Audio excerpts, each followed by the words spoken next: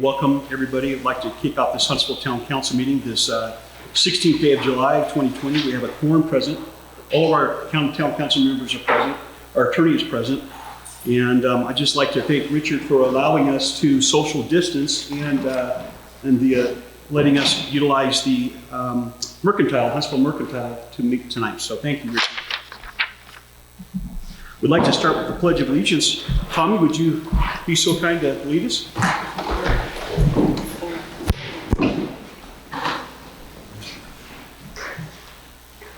Hand over your heart. I pledge allegiance to the flag of the United States of America and to the republic for which it stands, one nation, under God, indivisible, with liberty and justice for all.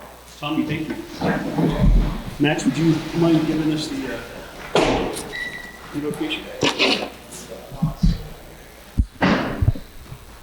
Our Father in heaven, as we gather here as townspeople and as a town council, we ask Thee to be with us, to help us to have a good spirit in each of our hearts, that we may be able to talk and discuss things which would be beneficial for the town. We pray, Father, for wisdom and guidance, for the decisions that we make, and we do this in the name of Jesus Christ. Amen. Amen. Max, thank you very much. Public comment. Public comment. Sheriff's report. Lieutenant. Mayor and City Council. Going to report on June's stats for this last month. So there's a few things. One thing that I think might be affecting the citations. So we did write quite a few citations in Huntsville City, speeding citations, but I believe they're probably down due to the digital signs. So hopefully they're being effective or helping out with that. But there are people still speeding, and we're enforcing that and writing citations. We've got some data we're going to share tonight. Yeah. Is that this one, right? No, for the new signs. Oh, do you? Okay, yeah. Great. So for June, we had 25 incidents or cases up here in Huntsville City. One drug arrest. So I started looking at these reports to see where exactly they took place. There was a drug arrest, there was a disturbance, there was suspicious activity, and surprisingly, they were all over at the Chevron. That was surprising. But which is good, at least it's not in the town, right?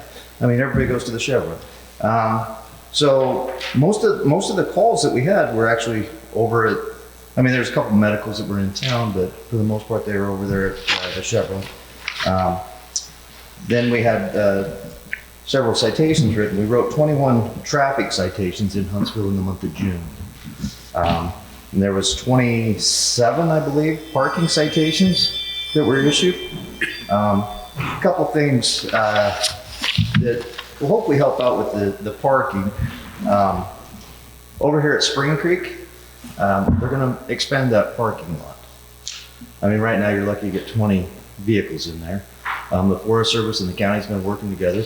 They're going to punch it out and add an additional 80 stalls over there. So it'll be quite a bit bigger. Hopefully that'll take care of some of the problems out there along the road. The county's going to come up with issues or place some more no parking signs, because there are a few areas that we're still having problems with. That curve, it's kind of getting dangerous.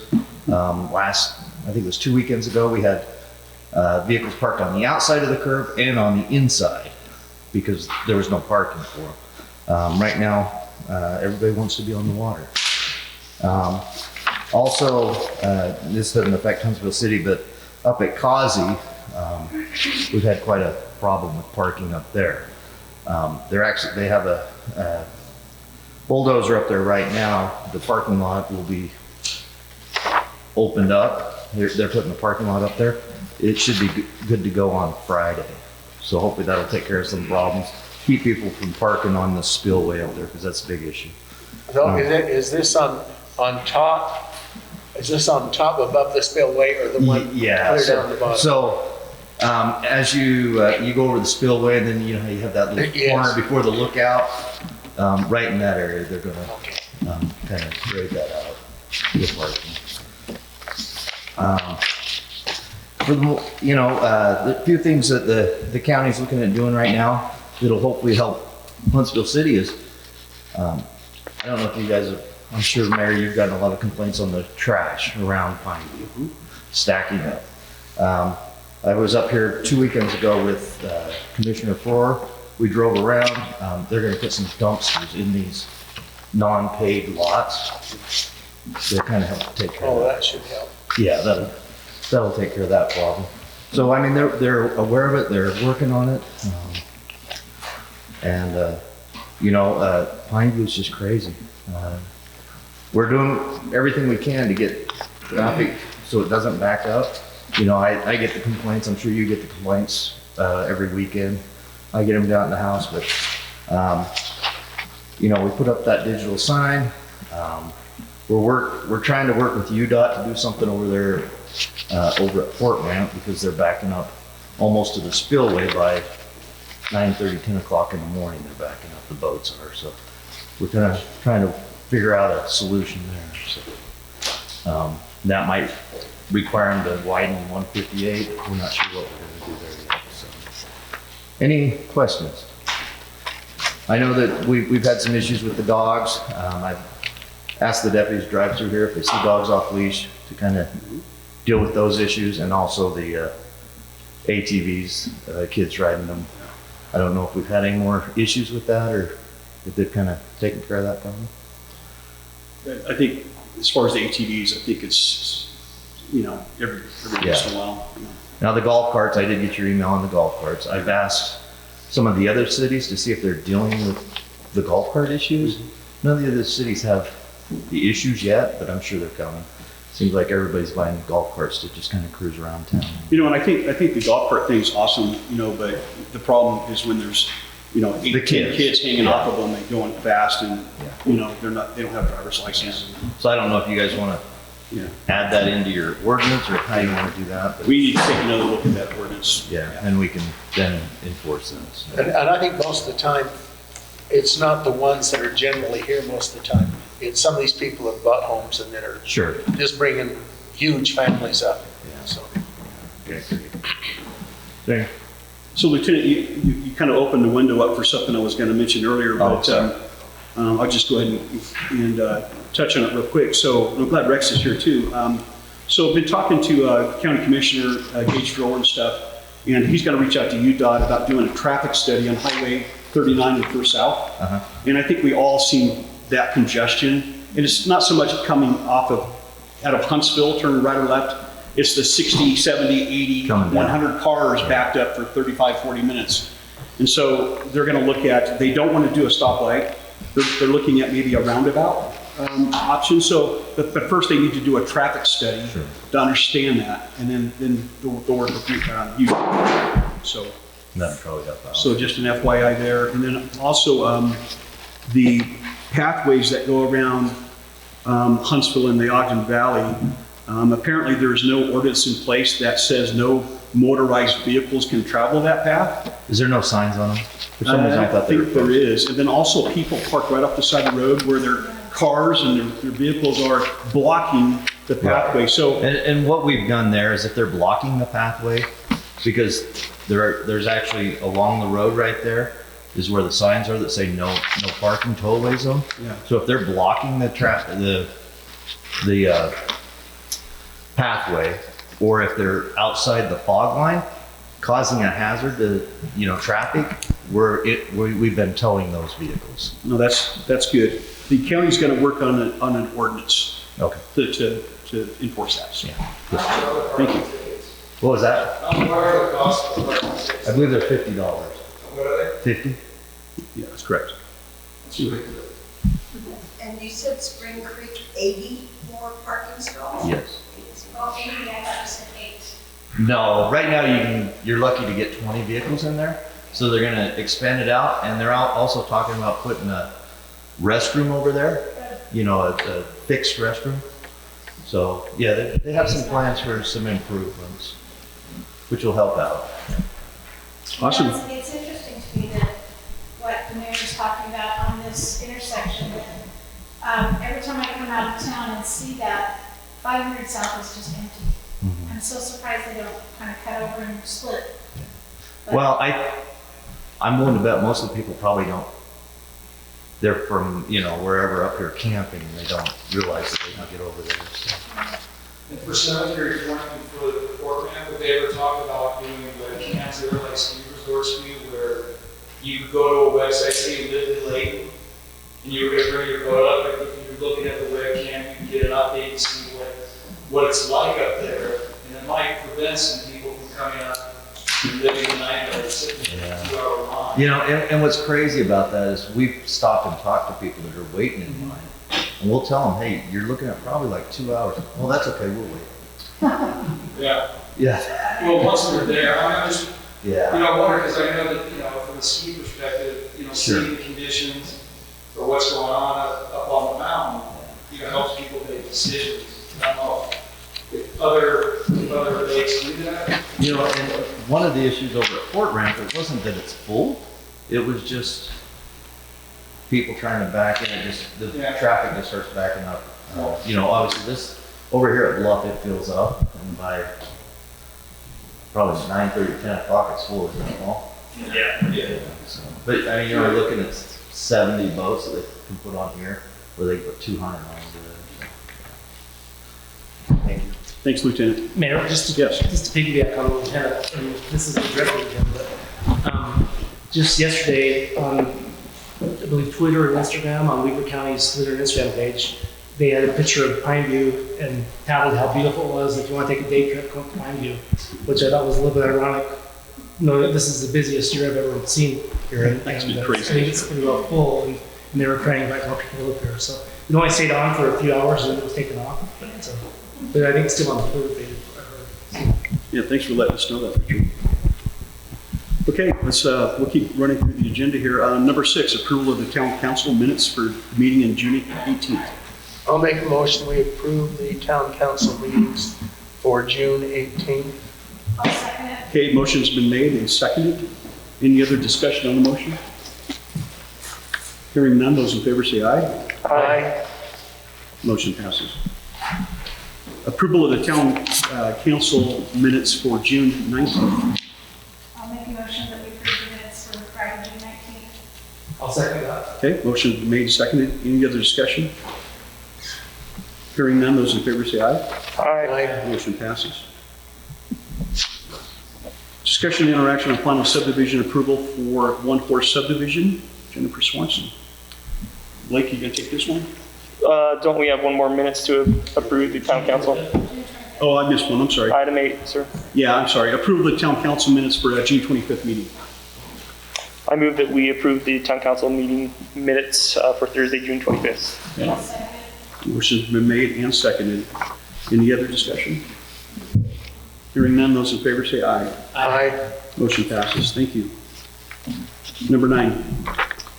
So I've been disengaged from this subdivision process for some time. However, I'm not sure if Rex, you have anything you want to comment with regard to the subdivision? Yeah, I can speak to it if you have any questions. We presented this to the planning commission, a couple weeks ago or whatever. Gave them a whole rundown we spent a lot of time working with the engineer, making sure that we had the water lines in the correct place, locating, finding the secondary lines, dealing with the drainage, making sure we have positive drainage out.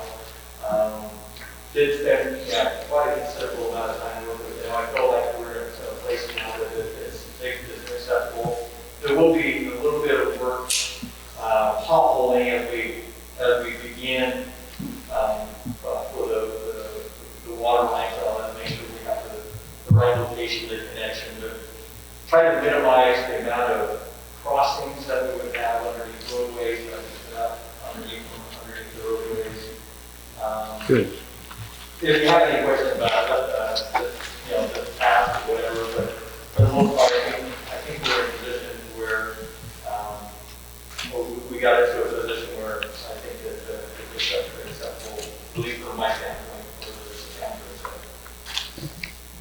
with that, oh, I just wanted to add something. So Rex and I were walking around and we were looking at the landscaping on the neighbors, and he said we might have to go into some of it, which encroaches on the what do you call it? So, yeah, so as you go into the subdivision, oftentimes people will ask you how, into the right of way. And I don't know exactly where the water line is. I mean, I have a fairly good idea where the water line is as it comes down in there. And part of it is underneath the vegetation is now pretty good sized trees. And we'll do the best we can to try to minimize impacts to some of that landscaping. But I think people, as a general rule, people need to know and understand that they're placing landscaping and things within the right of way, over top of water lines and all that. They got to understand and know that sometimes that's got to be taken out so that we can see where it's going on. So my question is, would the town send them a letter explaining what's going on and why we're digging into their beautiful little landscape, or you just go ahead and do it? No, I think the proper thing would be to notify the neighbors of what's going on. Yeah, I think that's the, common courtesy too, so. so just make sure we're clear. You're expecting the developer to contact the neighbors, or you're expecting the town to? Well, I'm just asking. I would recommend the property owner contact the neighbors and let them know if that's the case. Yeah. We're happy to, I mean, What I anticipate we would do, we try to have hold of, I know they've already hired a contractor, but we'll have a pre-construction meeting with the contractor, and we'll over all this. And at that time, we'll make contact with the property owners and let them know what the Okay. situation is and try to work with them. okay, Do the best we can. yeah, that sounds reasonable. yeah, absolutely. And then there's a street sign right in the middle of where the road is going to go, that have to be moved. So would the contractor just take that out, or would Gary come and do it? That's part of the project, the contractor will have to relocate that, yeah. What's the street sign, Rex? What's that? What's the street, are you like an address? Oh, okay, okay. Yeah, we'll work with that as long as they put it back in for us, so. Well, unless there's any further discussion, I guess I recommend that we go ahead and approve the final subdivision for the One Horse subdivision. I'll second it. Okay, motion's been made and seconded. Any other discussion on the motion? Jennifer, I just want to say, sorry it took so long, this process, things turn slow in Huntsville.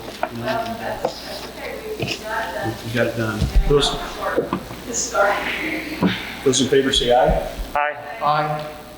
Unanimous. Appreciate it. Congratulations. So Jennifer, how long has it taken? That's going on 3 years Wow. for the whole thing.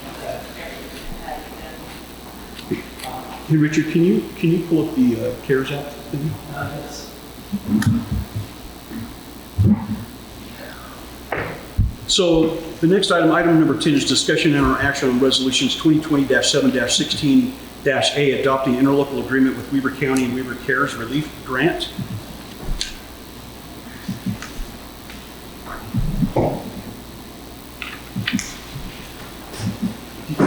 Pull up pull up the first attachment, will you?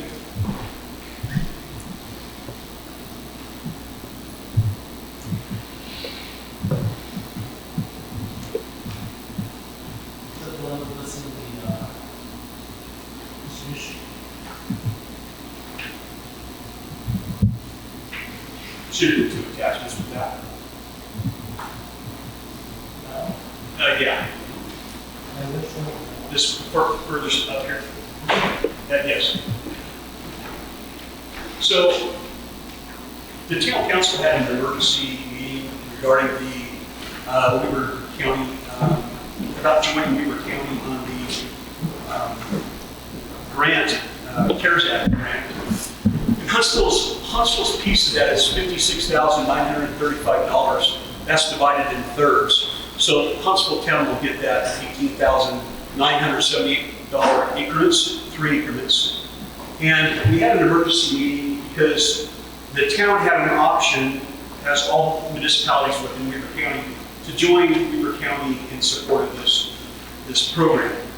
And we had an emergency meeting, and it was unanimous by the town council that we joined because we're such a smaller municipality and we felt like our $56,000 would grow. So I'm happy to say today, Huntsville Town has a possibility of having $108,000 for businesses within Huntsville Town that were impacted by COVID-19. So that's great news. There was a couple of cities that did not. Harrisville went on their own, and so did Ogden City. So that $48 million was split between all the participating cities. So anyway, that it almost doubled our funds. So that's great for businesses. And I actually was on the phone last night, and I called 10 or 12 businesses myself. We sent out, it's on our website, we sent out letters. But, there was like 4 of them that I called. I didn't even know about it. So, help me pass the word, if you wouldn't mind. These businesses within Weaver County, commercial businesses, can actually apply for these funds. So, I just wanted to, as of yesterday, it was only 2. So, the minimum would be $2,000, the maximum would be $35,000 that they could receive if they were impacted by COVID-19. So this is a great thing for us. So we thank you.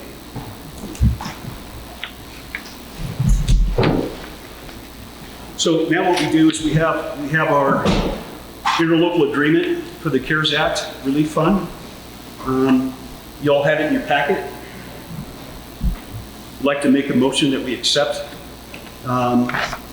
Resolution 2020-7-16-A interlocal agreement with Weaver County on the CARES Act Relief Grant. I'll second that. Okay, motion's been made and seconded. Any other questions on that? I do have like a point of order, I guess, more than anything. I see that on both of these resolutions, our votes have been forecast as to what we're going to vote on this. And so I just object to that as on principle that I'm already listed as a favorable vote. So in the future, I'd appreciate it if that wasn't already done that way. That's all I have though. Okay, duly noted. Those in favor say aye. Aye. Mr. Mayor. Actually, let's do a roll call vote. Sorry, I'm having a hard time hearing you, Blake. Yeah, sorry, I'm mumbling through the mask. Yeah, so let's do a roll call vote. Richard? Aye. Winnie? Aye. Max? Aye. Blake? Aye. Mayor votes yes. Motion passes. Thank you. This is a great thing for our businesses here in Huntsville. Great thing. Okay.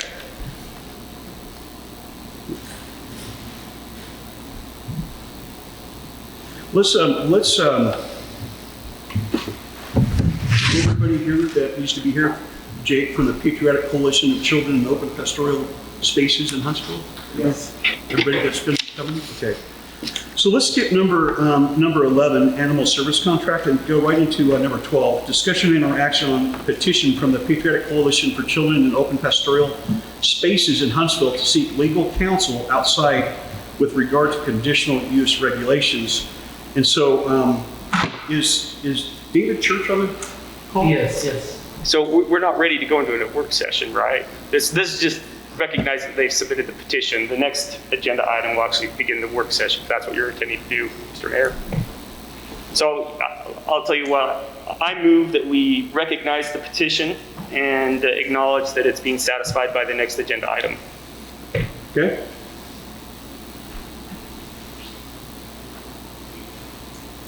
Yeah, so let's just start the discussion. So We have a motion on the So floor. what's taking the motion, Blake? So for clarification, 12 is just the recognition of the petition. To actually begin the following agenda item, yeah, number number 13 is 13. actually the work session. So what I'm number trying to do 13. is get past 12.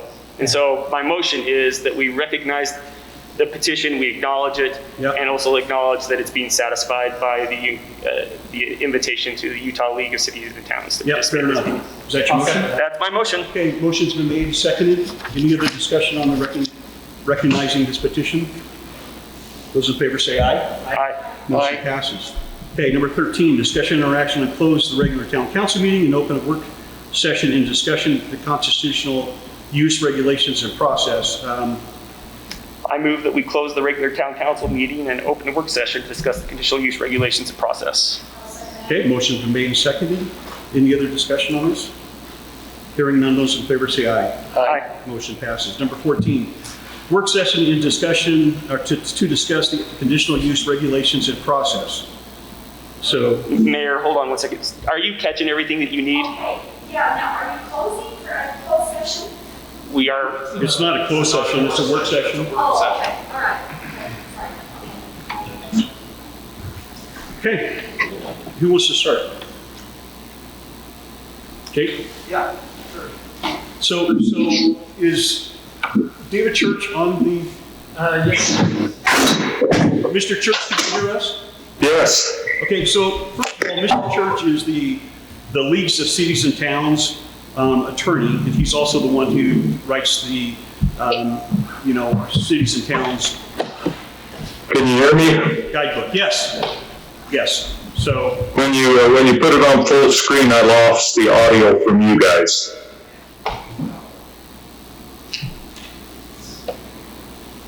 Can you hear audio? how about now, Mr. Church? Yes, I can hear it now. Okay, thank you. Go ahead, Jay. Yes, I have a question. The reason we have you here, I'm sure you know, and I believe, Blake, did you send him? I didn't get a chance to send him the copy of the conditional use regulation, but I have it in front of us. We can discuss them point by point.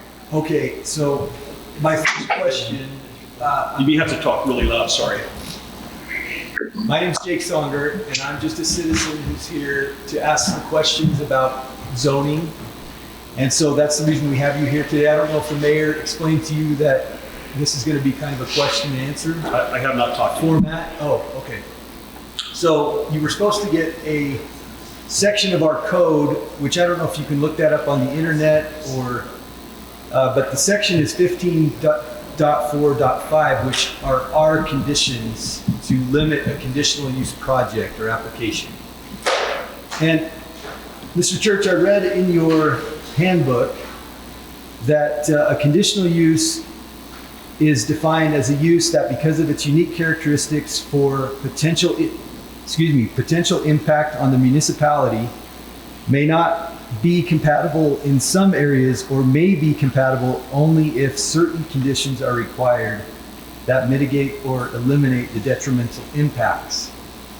And we do have in our code, our first condition that applies to this in our actual local code is the location is necessary and desirable to contribute to the general well-being of the community.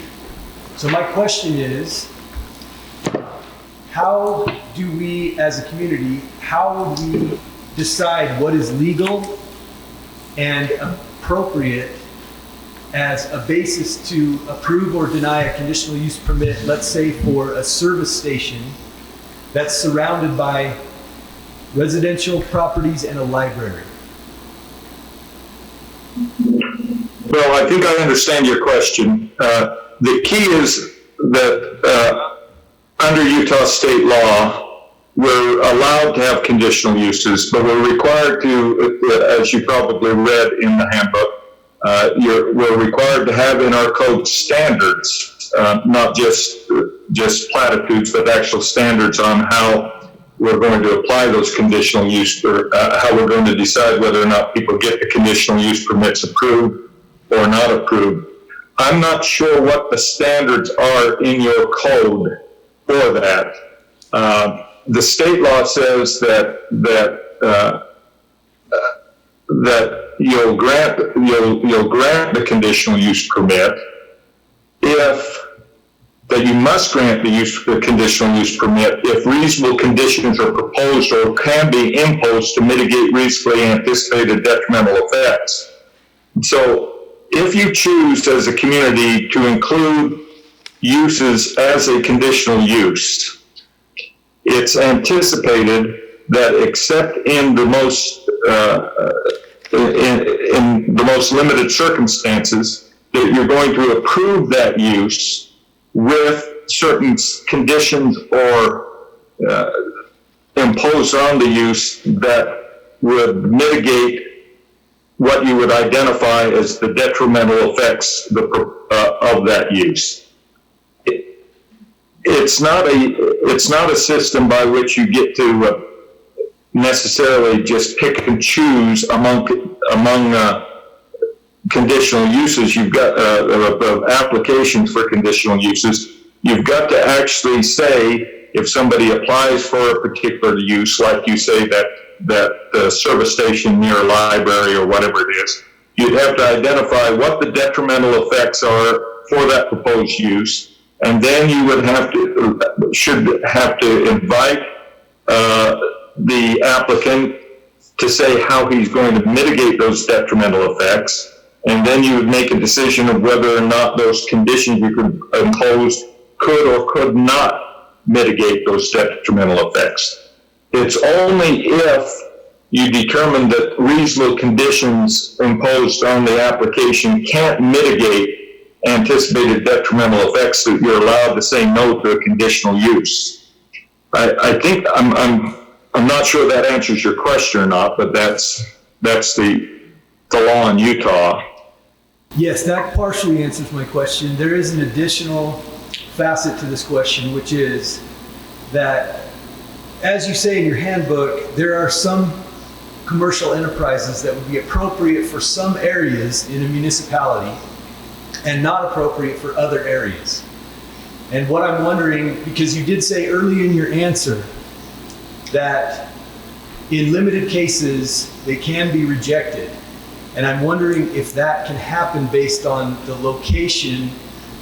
For example, in Huntsville town, we have some commercial property that abuts, or some potential commercial property, it used to be commercial and may again be commercial, that abuts our highway.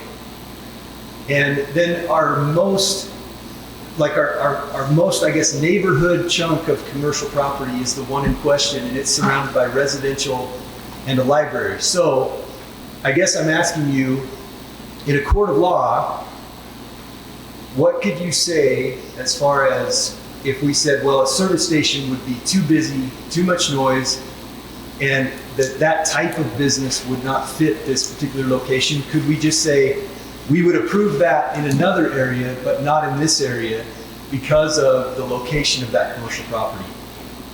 What you'd have to say is this, assuming the service station, and we're assuming that the service station is a conditional use permit in your residential, in your commercial zone.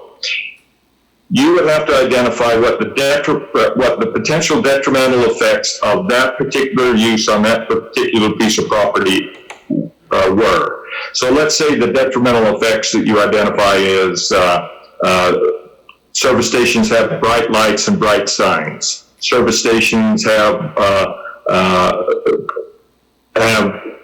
generate traffic. Service stations have too much noise. Whatever the detrimental effects are, then the applicant you would invite the applicant to say, how are you going to mitigate those detrimental effects? Or you would say,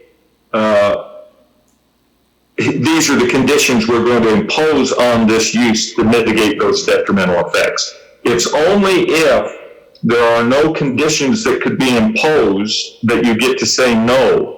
Because remember, you are the ones that invited the use by putting the conditional use in your zone.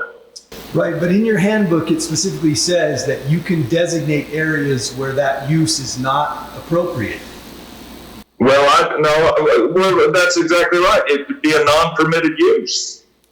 That's the purpose. I've got my handbook in front of me here. I don't know what part you're looking at, but I'm looking at page 170. and perhaps it's not written clearly enough. But you get to choose whether or not a use is a permitted use or a non-permitted use or a conditional use. If you choose a use to be a conditional use in your commercial zone, then, as I've said in the handbook, you should anticipate that use is going to go in there. The likelihood is an application for a conditional use, if you invite people to have a conditional use, the likelihood is it's going to be approved. because the likelihood is there will be conditions that can be imposed to mitigate the detrimental effects that you might identify. I understand what you're saying. So is there a process by which a municipality can assign a conditional use for some areas of commercial property and not for other areas of commercial property if they're all zoned commercial in the same zoning? Well, certainly, if it's in your zone, you're invited by the state legislature, as it says in the state law. I think I have it in front of me. It says you may adopt a land use ordinance that includes conditional uses and provisions for conditional uses that require compliance with standards set forth in an applicable ordinance. So there are communities that have an ordinance that says these are the service stations are a conditional use in the zone. These are the standards for a service station in a commercial zone. It must be on the corner of a street instead of in the middle of a block. It must be 300 or 500 or 1,000 feet from residential uses. It must be, but you don't have those standards in your ordinance. We do. One of them says, go ahead. One of them says the location is necessary and desirable to contribute to the general well-being of the community. And what I'm saying about this particular piece is go ahead. But that's not a standard. That's a platitude. That's a description. That's a goal, an aspiration. How does somebody meet that read the ordinance and identify a standard that they are to meet? Okay, I understand. My last question, and then I want to yield this time because there will be others, is those conditions, I guess as a municipality, we are confused, or at least we're guessing as to which type of conditions we could impose and which would hold up. And how do we go through that process knowing, okay, this is a reasonable condition and this is not a reasonable condition based on these more generic, like as you put it, platitudes that are put down in our code? Well, the process would be is when the application came before whoever the land use authority is on conditional use permits, which I'm sorry, I can't remember if it's your planning commission or your city council is the deciding people on it. When they come before that, it'll be up to the land use authority, whoever that is, to identify the anticipated detrimental effects of the use and either invite the applicant to propose conditions or impose conditions itself to get rid of those detrimental impacts.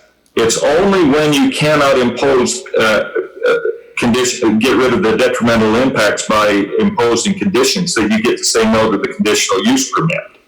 So the process is someone comes in and there says, I see you have this use provided for as a conditional use. What do you anticipate the conditions are that I need to follow to have this use on this piece of property?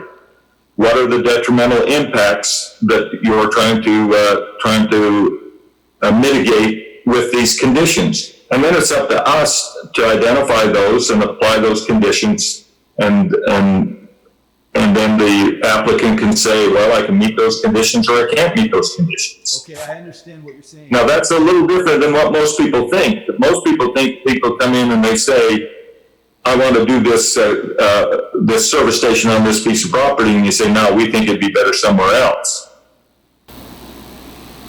Okay, so I guess if I'm following you correctly, our planning commission would then invent or agree upon those conditions for that particular use after the application is filed.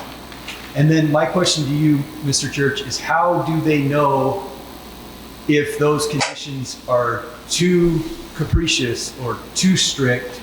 Like how is that decided in a group of volunteer amateurs in a municipality? Well, if the applicant will not accept the conditions, the applicant has the opportunity to appeal that determination to your appeal authority. If the applicant accepts the conditions, then of course the permit can be granted. I see. So it's okay. I think that's all my questions. Bill? Mr. Church, it's Bill Morris. Hey, one of the issues with the ordinance itself, as the resident has raised, is the lack of standards. I brought it up to the town council's attention, or the planning commission's attention a couple of years ago. Their ordinance is pre-Senate Bill 60. So there's platitudes, but no standards. That's part of the issue, is what standards can we apply when there's no standards outlined in the ordinance? Yeah, and that was the purpose of the developers when they lobbied in these changes to the language in the conditional use, is to take away what they thought was the unfettered discretion of the locals on these conditional uses. There was the feeling among people that we were using conditional uses to either at one extreme to hand out favors to people we like and say no to people we didn't like, and the other extreme there was kind of the feeling that we were using it as like bargaining, contract zoning, where people would come in and say it's a conditional use and we bargain with them to see what they'd give us or not give us in exchange for the permit. So the legislature thought that neither of those was appropriate for a governmental entity to do, and so they specifically said that our ordinances are supposed to contain standards set forth in the ordinance, and then they specifically said a land use authority shall approve a conditional use if reasonable conditions are proposed or can be imposed to mitigate the reasonably anticipated detrimental effects of the proposed use in accordance with applicable standards. So it's a two-step kind of thing. The standards are laid out in our ordinance, even if they're platitudes. But the key is identifying the detrimental effects so that we can fairly evaluate whether or not there are or are not conditions that will mitigate those detrimental effects. So if you're saying too much light at night, there's obviously conditions that can mitigate too much light at night. You say turn off your lights at certain hours. If it's car wash is too noisy next to the houses, you've got to be moving away from those. I mean, obviously conditions could do that if that was the detrimental effect. In theory, there could be some uses where the detrimental effects are so egregious that no conditions can mitigate them. And then the law says that you can deny the application for the conditional use. But the burden's on us. It's not on them to show that there isn't any. It's on the city to show that there are detrimental effects and there are no reasonable conditions that could be imposed to get rid of the effects. Mr. Church, my name is Bill White. I've met you a few times. We've worked on some water stuff. Yeah, good to see you. Yeah, good to see you. I just want to clarify something that you said earlier, because I think it's left some of the people in the audience a little confused.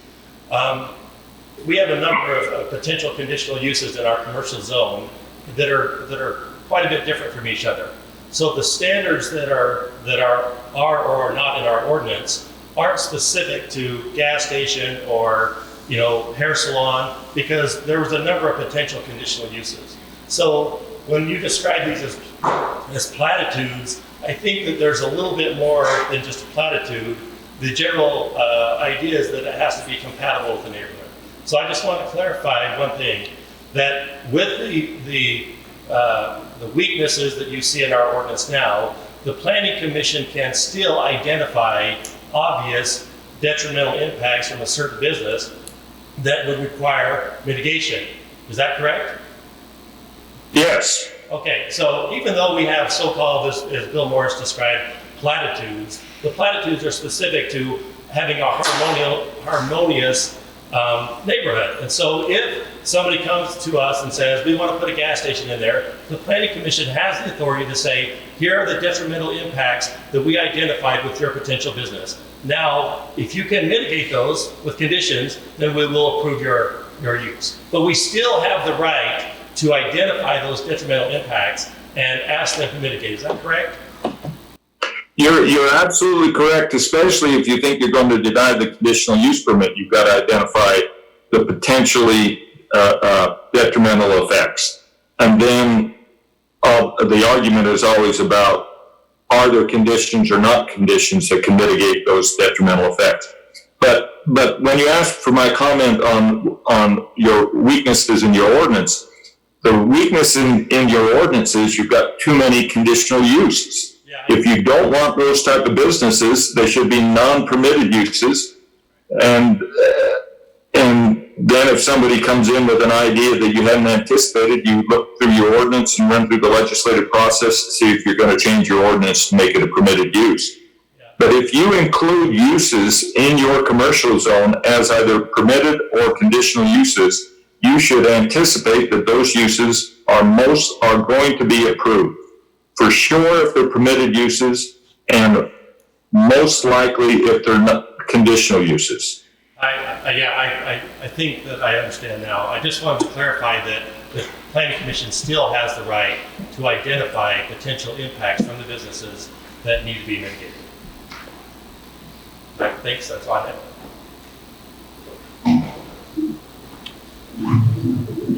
When the planning commission's identifying those issues, how do they avoid being arbitrary and capricious? Well, it's got to be fact-based.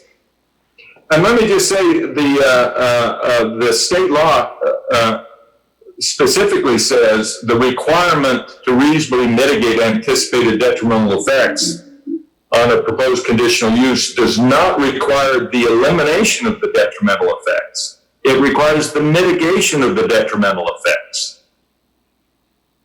If you have a business, there's going to be noise. If you have a business, there's going to be traffic. We get to do conditions to mitigate the effect of noise or mitigate the effect of the traffic. But we don't get to say you can't have a gas station unless you can get rid of all noise and all traffic.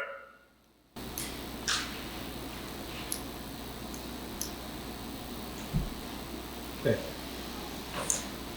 Any other comments?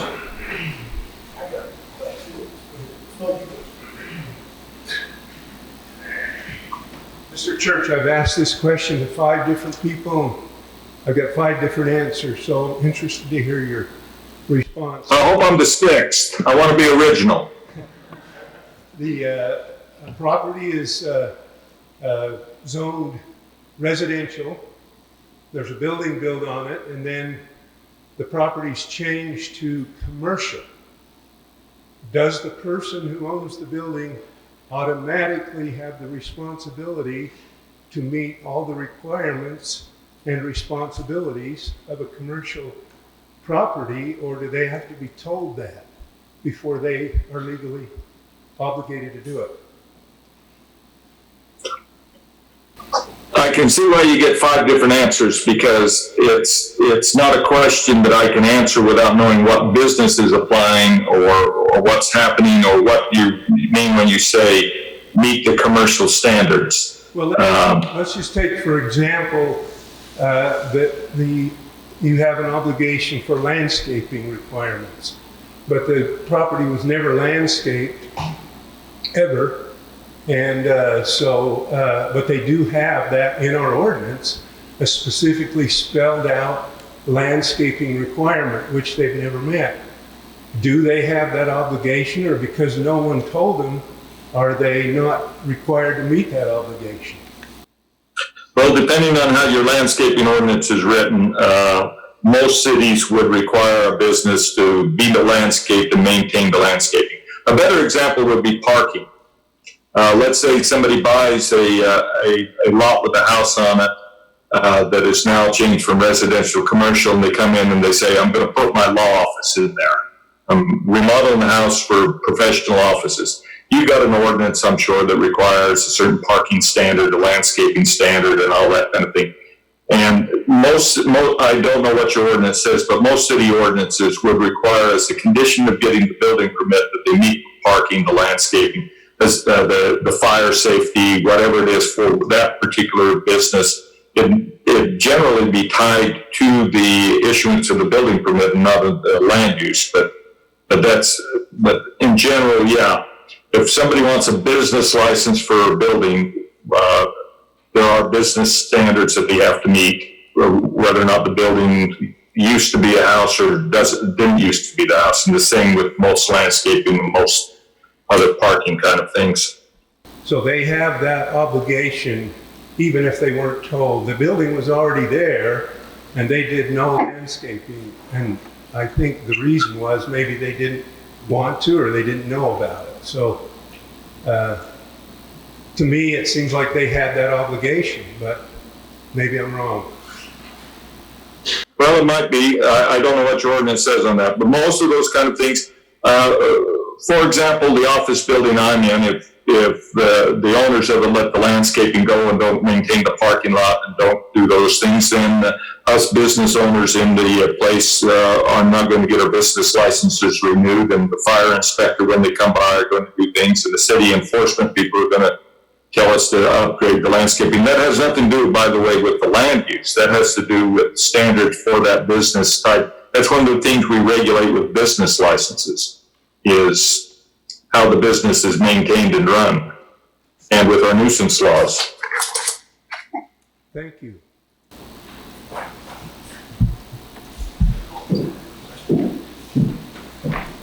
Hello, Mr. Church. My name's Doug Allen. I'm Planning Commission Chairman. Feeling really low right now. I want to share with the group that Ron Galt is feeling even lower. Has communicated with me that he's taking the blame for all of these ordinances being a bit vague, and he's very sad about it. And I said to Ron, you know, Ron, there's really nothing wrong with the ordinances. It's our attitudes about the ordinances. But I think one thing that we haven't shared with Mr. Church is we have a commercial zone on the edge of town. I don't know if you've ever been to Huntsville, and it's where the gas station is, and there's a bunch of storage units out there, and it's on the busy highway, and it's a loud, raucous place with all the traffic and planned to be more. And then we have an island of commercial property right here in the middle of town that is completely surrounded by homes and residential. So yeah, we had a little store that we're in tonight for this meeting. We have the Shooting Star. We have we have a cafe right here. All very quiet, nice little businesses. And now we're talking about in this same island, if that's for lack of a better term, a different sort of business that many people here think that belongs over on the other end of town where all the noise and the traffic is, where there are already about 10 storage units. Or anyway, I just wanted you to know that we're talking about a little island right smack in the middle of, right by the church and the library and all that. So I wanted to let you know that, so that if any of your these questions asked by these good folks here about conditions and whatnot, if you had any further input on that would help us, because obviously we do have some work to do on our ordinances and continue to do that. So just wanted you to know that, sir, and appreciate you being here tonight with us. But thank you. And I have been to Huntsville many times, and I've even been to your town council meetings a time or two. I am aware of the situation. You're blessed to have a wonderful community, and cursed by the fact that it's near a reservoir and has a busy highway. And I understand that the businesses that serve the community are wanted, and businesses that serve the greater community may be less wanted because of the traffic and the problems. It's a difficult situation. One last question. So it sounds like we've established that even if our code is a little bit vague, that we can, in the moment of the application for conditional use, we can invent conditions that we believe to be reasonable and true and mitigate those community impacts. What I'm asking you is, because we have an amateur planning commission and they're not used to the legal implications of those conditions, would you be able to review those conditions and tell us if they are reasonable and legal and would stand up in a court of law? And if not, could you recommend a source for that? I'm happy to do whatever the mayor, council, and Bill wants me to. Let me just say that there are lots of good attorneys, and Bill's one of the better ones that understands that. But I'm happy to look at things I have for other people in that. So yeah, if requested by the mayor and council and Bill, I'll look at them. Others will look at them. But to your particular question about this particular business and things like that, I mean, if the problem is it's an ugly building that's going to look bad near residences, that's a detrimental effect, and your response would be, sure, you can do it, but you've got to design your building to look more like a residential building. There are things like that you can do on these kind of uses without just saying no. If it is just that what you want, that you think a better use could go there, then you can't say no to it. If it's that it's going to increase traffic, all businesses are going to increase traffic. But if it's a problem with light and noise at night, or you want it to look less industrial and more residential, those are the kind of mitigating things that conditional use permits are for. And you say, here's the condition. Your buildings will be designed so they fit in with the community building as a condition, things like that. There are opportunities to do it without talking about what the use is, because you're really talking about look, feel, noise, light, how it fits into a residential atmosphere, or how it fits next to a library, or how it fits next to something else. But the use itself is where you get in trouble, is saying that use we can't have there. If you believe that, you shouldn't have had it as a conditional use. And that's the only point I'm trying to make. Sorry to take up more of your time, Mr. Church. I'm going to ask you to indulge me just for one more second.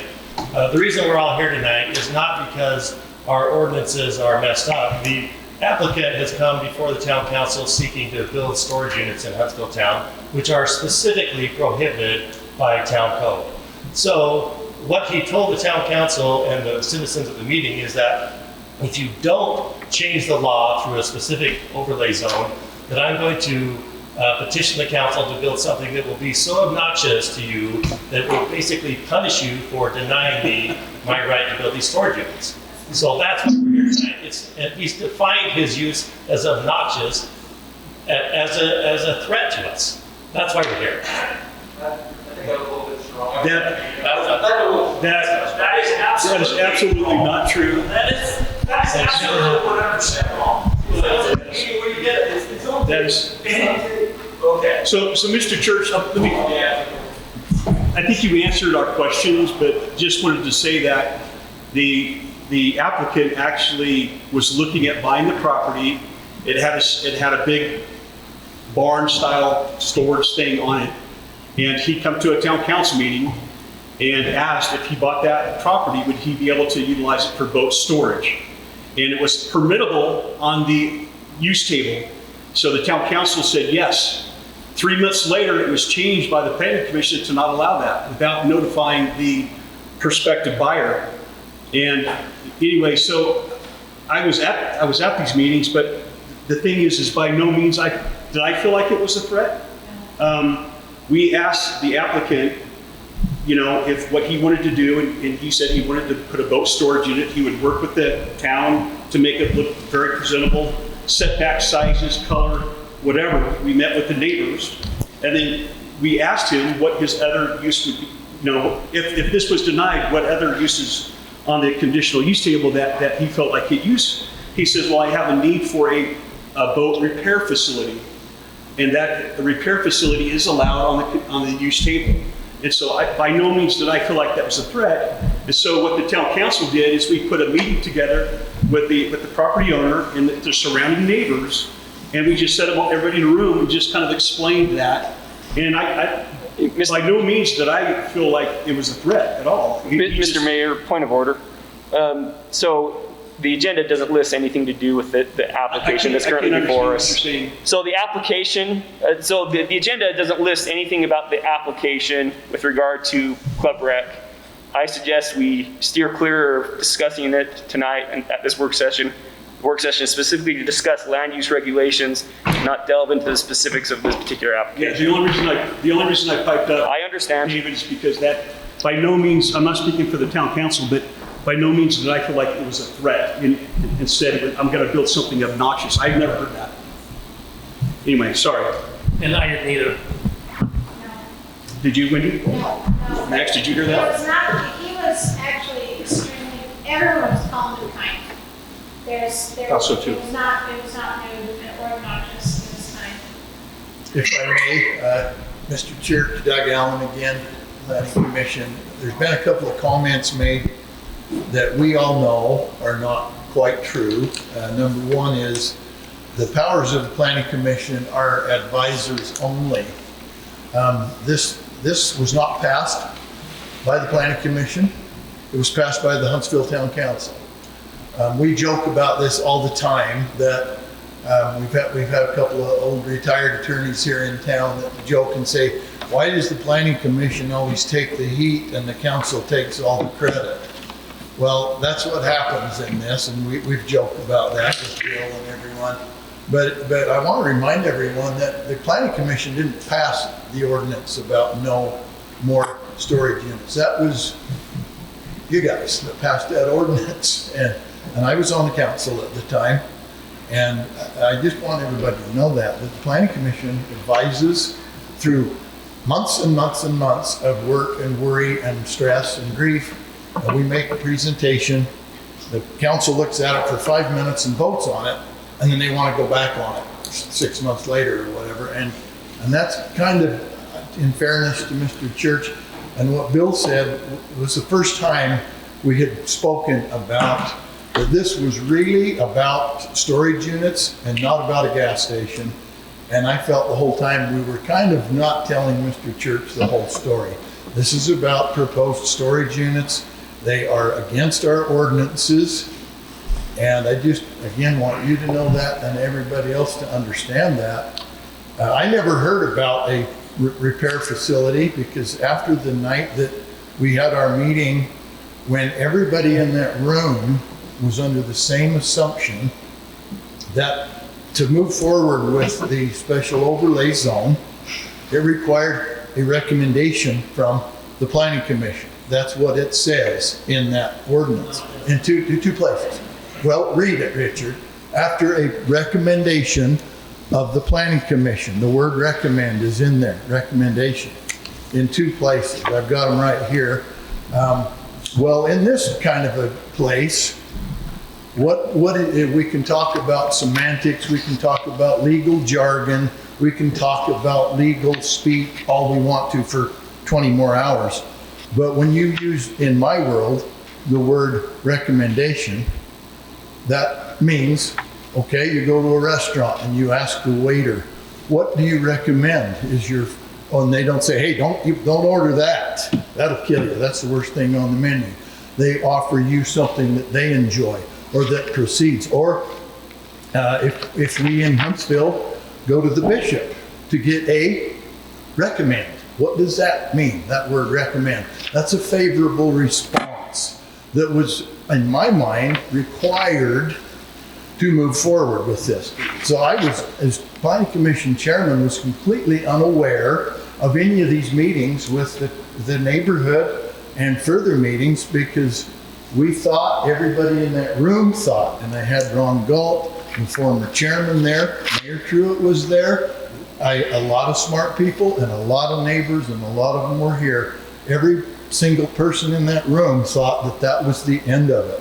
If you had a unanimous denial by the Planning Commission that it was to go no further. And then the next thing I knew, they were moving forward and I didn't know a thing about it. I thought that was a little weird. And I apologize to the citizens and all my friends and neighbors that it was stated in a later email that the chairman made a mistake in that meeting. It was Mayor Truitt that made the comment. The chairman made a mistake by not letting everyone in that room know that this was a council decision. And really, and we all know that, we all understand it, but by the way the ordinance was read, and I hope you're reading it, Richard, in 2 places in there it says a recommendation. To me, a recommendation is a recommendation. You have to have a recommendation to proceed. And I did not do that to you folks. I thought it was over with. Our clerk thought it was over with. Planning Commission chairman thought it was over with. Our former council member that was there thought it was over with, and everybody in the room did, except for Mayor Truitt. And so I want to apologize to everyone for my weaknesses in that. Like has been said, we're volunteers here. We're not professionals. We don't get paid, and we're just trying to keep Huntsville, Huntsville. So, thank you. So, Mr. Mayor. So, and I will take some of the blame for that as the town council's liaison to the planning commission. I guess I did not make it clear that this was that the planning commission's recommendation was a recommendation only. And so Doug, if there's anyone to blame, you can look at me and you can blame me for failing to convey that to you. Hello, my name is Mikkel Weil, and I live across the street from the said property in question. 2 things. I'm curious, when the town made the decision to change the ordinance, and you said that the property owners weren't privy to that change. So why is that then our fault, or why are we? It wasn't at all. It just the only point I was trying to make was it was decided 3 months later. So it was decided 3 months later, and isn't it like the town's legal responsibility to let the property owners know that it was changed? Yeah, we probably should have. Absolutely. Well, to be clear, I think is he still on the property? It wasn't a specific change to that specific property. It was a change to all commercial. Right. Commercially zoned, and they did receive notice through the proper notice provisions outlined in our ordinance in Utah State statute. So they did, and they could have had the opportunity to argue against that change. Yes. So they did receive notification. Via publication in the newspaper. That's what we're required to notice. No, he wasn't contacted, let's just say that. Paul, I'm not speaking for you. I'm not trying to speak for you, but were you contacted by the town council and the planning commission? So, but let's be clear. That is not the town's responsibility to personally go out and contact door-to-door people in the town. We have statutes in place that require certain notice provisions.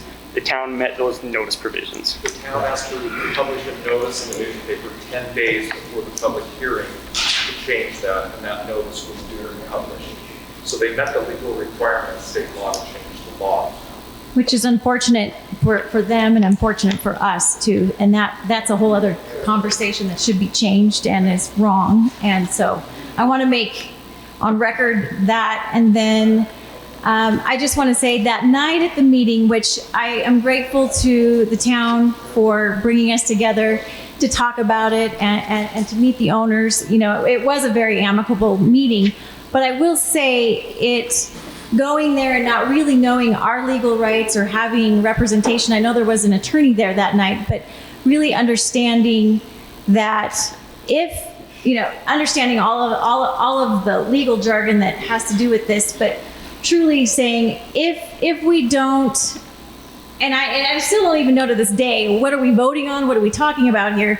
But if they weren't given the allowable conditional use, that they did say, and it did come up that night, like you said, Mayor, that we were joking. We were saying a bakery, or I said I want a pasture with lambs or something. I don't know, but It was a good conversation. It was a good conversation, but it was brought up if it wasn't a storage unit, that most likely their next business venture would be a repair station. Yeah, by his choice, because it's allowed on the use table, correct? Right. And so then, and there were really only 3 or 4 neighbor representatives there. It was presented to us, and I haven't read the minutes from the meeting, but it was presented to me. I felt like, what would you rather have, a storage unit or a repair shop? And I walked away from that meeting. It was an amicable meeting, but I walked away from that meeting once again saying, neither. Yeah, you know what, and I agree, in a perfect world, I mean, it'd be nice just to leave it alone, right? And I don't think the town council's for a repair facility, the town council's not for a storage unit. But, you know, the reason why we put the neighbors together is just to simply talk through that. I didn't feel like it was a threat by the property owner. We just simply asked him in that meeting, if you didn't do this, what would you like to utilize the land for? That's what he said that. We didn't say that. He said that. Right, and I don't think we're really saying that. We're saying, but we were presented with what would you prefer, and so it feels like we had to make a decision. What would we prefer? And then we walked away from that meeting saying, wait a minute, what are we agreeing to? What are we talking about here? And what are our legal rights? So we just went through this. There was a referendum that went in. There was going to be some mixed use right across the street where the hotel is now, and there was a referendum that formed, and it shut down the mixed use project. Well, the other thing that he would like to do, if he couldn't do that, which was allowed in the use table, was a hotel. So he was allowed to build the hotel. So, you know, I think that if you look at the conditional use table, it probably needs to be gone through by the planning commission and recommended come back up to the town council. We need to take another look at that, I would imagine. Thank you. Jim, if I may, Is Dave still on? Anything else? Is Dave still on? Is Mr. Church still online? Mr. Church, are you still there? I think he ejected. Okay. Pulled the eject hatch out. So anyway, just want to be clear. This, you know, the town council is simply trying to follow the ordinances. That's all we're trying to do. We felt like, and Doug, and I apologize to you if I offended you by saying that you made a mistake. I sat in the back of the room that night. I totally get it. Everybody was against it. I didn't want it either. But I do know that people have property rights, and what he's allowed to build anything on that use table that he wants.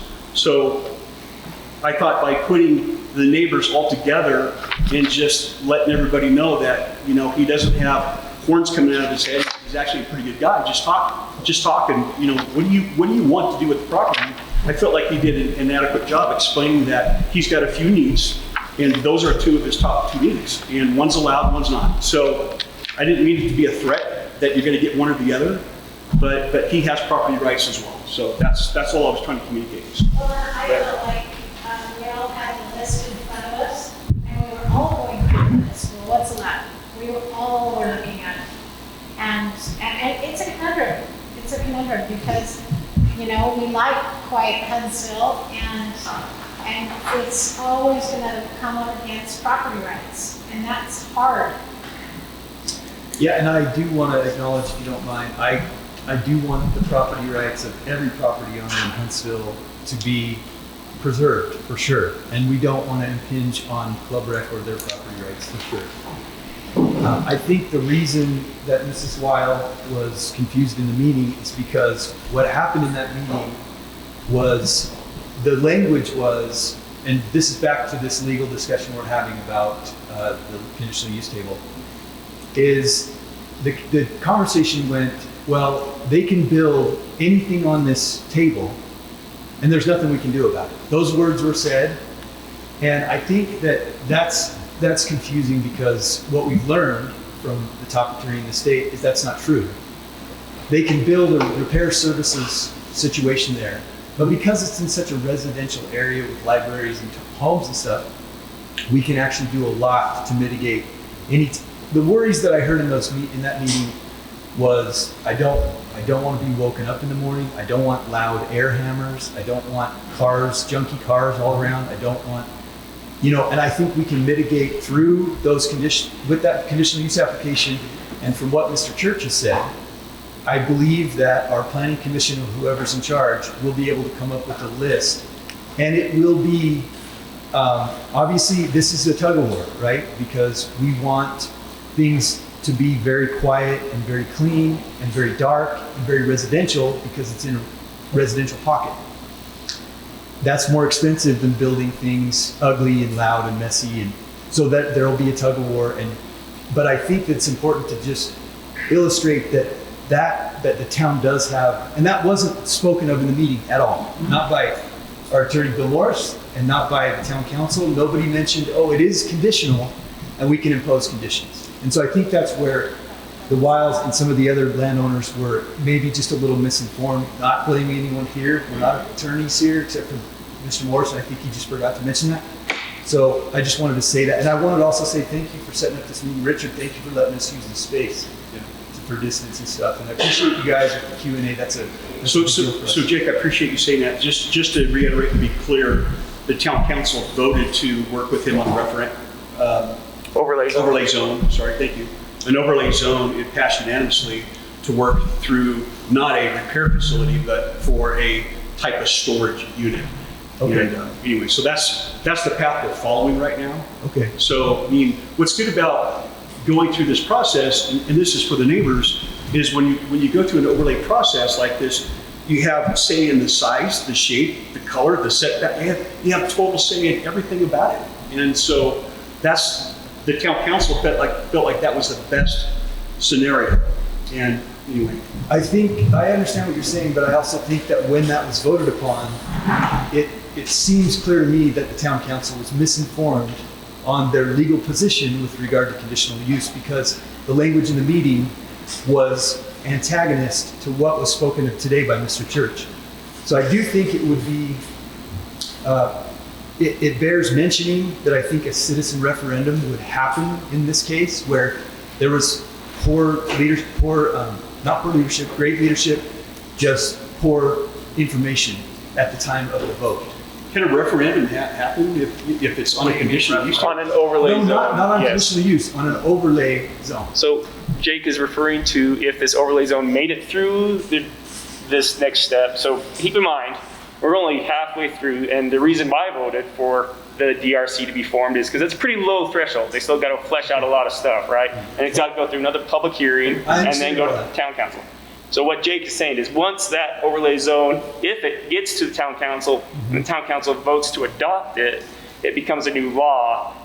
That new law would be subject to referendum. Is that a correct statement? The law will be subject to referendum. Yes. But not a conditional use. Conditional use permit is not subject to I understand the conditional use is not, and the referendum is. But what I guess what I was hearing from Mr. Truitt, Mayor Truitt, was that that's the path that the council is following, and that this new information is maybe not changing the council's direction. Well, Mayor doesn't speak for the council speaks for the council.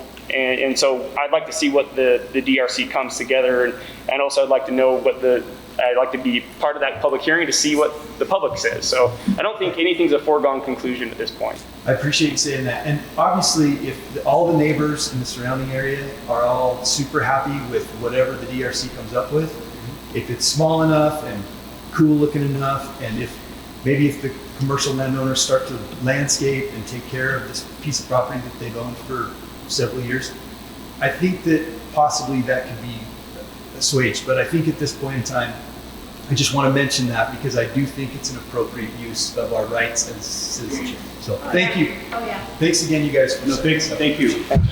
Mr. Mayor, just also to clarify, I appreciate your comments. And if you felt misled, I apologize for our meeting where I was present.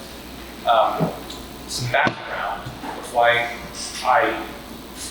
or the opinion came out in that meeting verbally of how it did. Maybe it wasn't conveyed properly. In 2006, the legislature amended LUD, the Land Use Management Development Act, put in the language for the standards in the code. And cities and towns across the state went through over the next few years and modified that. We didn't get to that point in Huntsville where we had modified that, and the case law is very hard since 2006 to deny a conditional use permit. So that's kind of why that may have come up that night, that there wasn't that other option.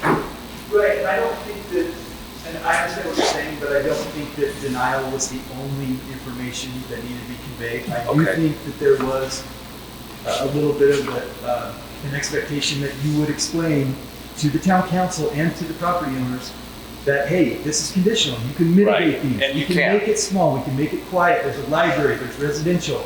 There are case studies. There are legal cases that would support. Right. It's in a very good area. It's in our most residential, least commercial. It's on a peninsula.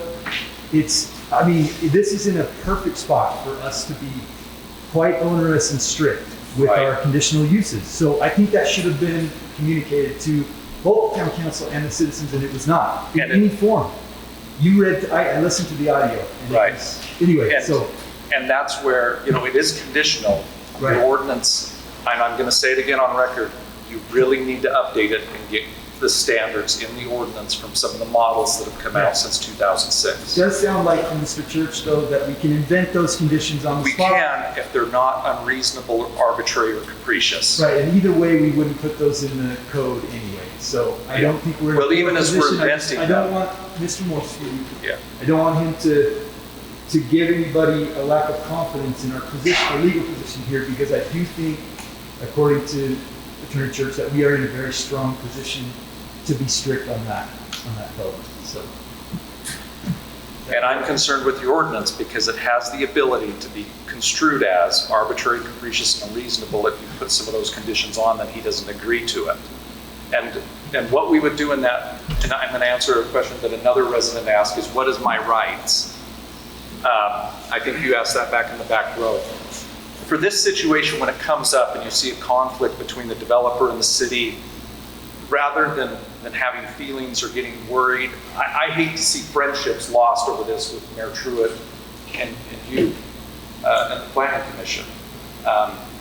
There's a process with private property ombudsman to get an opinion. And second opinions are good. Bill has people and clients that get second opinions.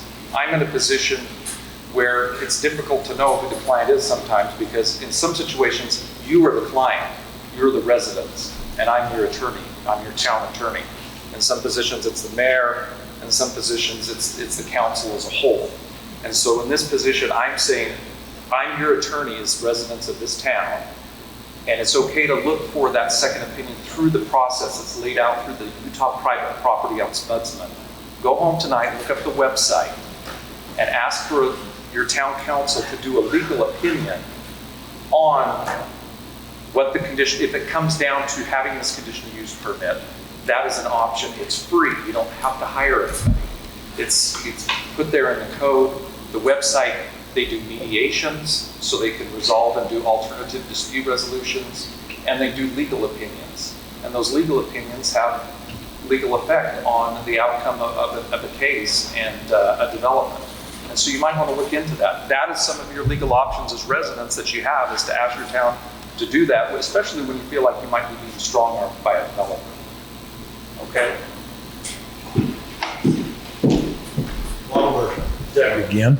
While we're on this subject, I'm curious now, we've numerous times asked Jim, because I know Jim has to pay your bill, right? I can't just call you up and say, hey, Bill, I need money, Jim, I need to have Bill there. So numerous times we have known we were approaching a difficult situation. We're not lawyers. Ron was not a lawyer, and we need help.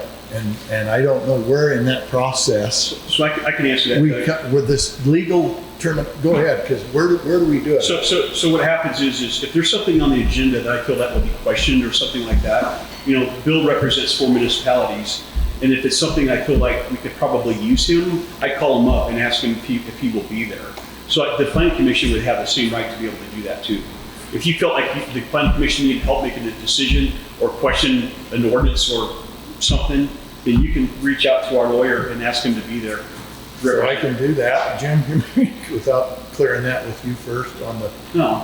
I mean, because we need, if it's anything with an ordinance change, we need advice, and we got some really good people there. Ron has said numerous times, this is the best planning commission he's ever seen, the one that's there now, and I don't take any credit for that. I think Rex, the job Rex does, has helped us out so much. Our meetings are going smoother and that, but we do need help, Bill, and there's some times that we're not sure, and we table things, and remember, these get passed on to you, so don't pass them. I mean, I was on the council when some of these things got passed. Maybe we didn't go through them well enough. Don't pass them unless you understand them and we're willing to enforce them. I think that's our biggest frustration as a planning commission. We're an advisory council we're an advisory board to the town council. But once they make their decision, we really wish you would enforce it. And I've been so frustrated, and so this is storytelling now, but the first time we went and had an issue, it was over the Steve Johnson subdivision over here. And we talked about it, we worried about it, we even had the water board convene to verify that everything we were doing was in our best of our ability, 100% correct. And you, Jim, said in that meeting, the first time, the whole time you've been on the council, and you've been on the council, and now you're mayor and you're second term, this is the first time we've ever gone against the planning commission's recommendation. It was. And I thought, why did it have to be me? After all that work and involving all these people, and remember, we're residents too. Yeah. There's 12 people involved in that decision. Yeah. The whole water board, planning commission, and that why did it have to be me that, for lack of a better term, get thrown under the bus? And then it happened again on the Chad Roberts deal, and now this. And I want everybody to leave here tonight, friends. I told you, Paul, this was going to take 2 years. The first time we talked about it, I just threw that number up because that's how long it took for Hyde's thing across the street. And again, we're doing the best we can, but we always need the support of the council.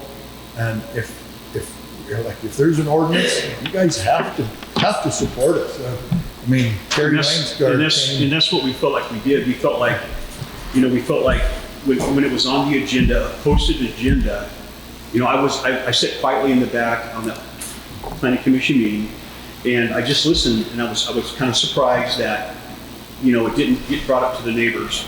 And then I thought I did hear Paul, and Paul, I'm not speaking for you by no means. I thought you did say something. I thought you had the conditional use table in your hand, and I thought that you said that there's other things that were on here that you'd like to use. I don't know if anybody heard that. Do you in fact say that? It was me or Casey that did say that. So. Okay, but Doug, just to clarify, so when we had our town council meeting, it was on the agenda. I felt like, Blake was there as the planning commission liaison, and I sat back in the back room, but there was no other planning commission members, or town council members there. And I was very surprised because I was like, well, this is a big deal. Why isn't anybody here? I think what we should do is slow down the process, have another meeting with the neighbors just to make sure that everybody's on the same page. And that's really all we did. That's what we felt like we did. And I think too, Jim, if you remember back, everyone, this is when this COVID thing first hit, and we weren't having meetings, and we didn't know what we were going to do. And like I've said before, when you cancel school and you cancel church, you may never go back to church again. We joke about that, but that's how people find out about stuff. Yeah, it was March 11th. I didn't know. School wasn't canceled yet. We were still holding meetings. I felt like, when you brought that up, I felt like there was a remark made in that meeting, the planning commission meeting, that was sort of a threatening remark. And maybe you didn't mean it that way, Paul, but I think a lot of people thought that. There was some, and I know after the fact, and said, planning commission is not recommending this, whatever the verbiage was, and somebody said something that kind of alarmed a lot of people there. Just, maybe it was joking, but it was said. I didn't hear it. I got a question though for Bill about, we talk about individual property rights all the time, and I know we all have our property rights. I want mine too. But in my opinion, I might be totally wrong, when you enter the world of commercial, a lot of your property rights go away, because you can't just open up a restaurant and not be inspected by the fire department, the health department, and you got to meet all these standards. So there's a good share of your individual rights that go away. So it's a different set of rules for commercial properties, and that's what we're struggling with right now. And we need your help, we need your support, and like I said before, the reason, I'm just trying to keep Huntsville, and not have it, we all dread Park City, we all dread the Walmart, we all dread all this other stuff. Well, I do too. I don't want to be 20 years older than I am right now and have somebody blaming me for something that I did in that planning commission. And the reason these things are so important, I want to stress to you guys, council members, land use. And I don't want to demean what you're doing tonight. You're talking about the sheriff contract. We're talking about the dog catcher. We're talking about parking. All this stuff goes away. But what happens in planning commission? It's here forever. You build a building, we're all going to be dead. All our kids are going to be dead, and our grandkids are going to be dead, and those buildings are still going to be there. Please give us your support. Please give us Bill and avoid this stuff. And please reach out to the home Galt and tell him you love him, and that he's like blaming himself. That all these people these friends are now mad at each other. Well, that's what Ron thinks. Yeah, I've talked to Ron already. Yeah, so. He's not to blame. It's stuff, and we do lean on Bill Norris very heavily. I probably talk to Bill 4 times, 5 times a week about different things, and he's a great attorney. Well, we do, and I don't know. I guess I'll just have to call you more and say, hey, I need Bill at this meeting, so on and so forth. And I do want to mention one thing though about in defense of Bill White. He was instrumental in that ordinance being passed. But where did that come from? If you remember back, Kerry Wainscard came here, wanted annex and wanted storage units, and everybody. I think a lot of people came to Sandy, and we thought, what are we going to do? Well, Bill kind of sponsored that, and people think, well, Bill White did that. Well, let me tell you what else Bill White did. So the first time he walked into the town hall over there, and I had met Bill, introduced myself. He comes in, he says, I'm Bill White. I'm the water rights attorney, and I'm here to help, and I'm here to volunteer. I can't believe you guys aren't being paid. And Jim, you said, hey, look, we've got a job for you, right? And we started putting him to work, and he has done more for this town than 1,000 Doug Allens or 500 Jim Truitts or anybody else here. And I kind of feel like we're not respecting Bill enough. But anyway. Bill was a great asset to Huntsville when he worked for us, and he still only have half the drinking water we have today if it weren't for Bill. That's good enough. Maybe true. May I? Hungry, ready to go. So I have just a couple of comments about one of the things Doug said about the recommendations. Bill, can you pull up my screen for me, please? You said it had to be a favorable recommendation, and the ordinance actually. Recommendation to me is the word recommend. Is that it's a favorable. You can recommend for or against. It doesn't say for in the ordinance. I'll read the ordinance to you. It's right here. I've read it. Well, let's let the people read it in the audience. It's 15810A, and it's number 2. So the second number 2 there. The rezoning application will be reviewed by the Planning Commission at their next scheduled meeting, and the recommendations, not favorable or unfavorable, the recommendations passed on to the town council. There's nothing favorable in there. A recommendation to me, the word recommend, whether it's a temple recommend or recommend, I highly recommend it to you. That's a favorable connotation in this world, but go stand further down there. When we may have our meeting, and that's in order to approve the SDP zone, at least one of the following findings may be made by the town council. Read those and tell me which one of those. We're not at that point in the process. So that's what caught us all off guard. It's not, we follow that rule to the letter and read all that. Are you kidding? They're moving forward.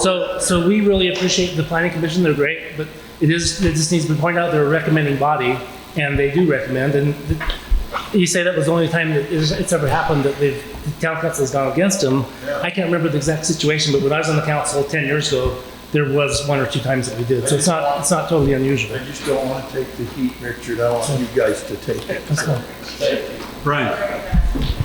You got something to say? Brian Saunders. I just want to put in my 2 cents. I don't think any of us necessarily want storage sheds, but I do feel like after our last meeting, we kind of feel like we were kind of over a barrel a little bit, or kind of like we have to choose the lesser of 2 evils. So I feel like an overlay zone would be kind of a special occasion that we might do for something in order to benefit the town. In this case, it would kind of just be doing a favor for Club Rec, and it is unfortunate for their situation that the storage units are no longer allowed. But I want to throw another idea out there. I mean, what if maybe, Paul, I don't know if you've probably thought of a lot of different things, but what if you had the property rezoned back to residential? I mean, it is the only commercial lot on that block, and you could probably sell it for more as a residential lot than a commercial lot, I think. So I think there are other options out there, and I know there's property, out on the highway or other places that might be more productive for you guys to have storage sheds rather than have to sit and work with all of us whining and wanting you to make it really pretty and everything. So I just want to throw that out there. It's too bad it's in that spot, because it's right in the middle of town. It's not like it's out on the highway with other commercial stuff or part of the main commercial, Huntsville town. What do you call that? The commercial square, Huntsville Square. And so it's unfortunate that it's just right in the middle of these residential homes. So I just wanted to throw that out there. Maybe there's other options that we could look at. I don't think it would be, no matter how good we could make the building look, like a horse barn, whatever, it still doesn't change the fact that it's a giant sheet metal building, and that we all get to stare out and look at. So I do feel like we're a little over a barrel, like we have to choose the lesser of two evils. And yes, there's property rights and everything, but I would like to look at other options rather than just either build this or something else. So just wanted to say that. Okay, Brian, anybody else? Two quick questions, and I promise it'll be short. Number one, the planning commission, the town council is not required to do what the planning commission says, as we all know. But usually in the past, if the planning commission makes a recommendation like that and the town council goes totally opposite, at least they give a good reason why they did that. So hopefully you would write a reason and present it to the town why you went against the planning commission. The second question is, most things could be mitigated by, most ugly things could be mitigated by landscaping. What makes us think that these guys would do that when so far their contribution to landscaping has been zero? Thank you. Thank you. Anybody else?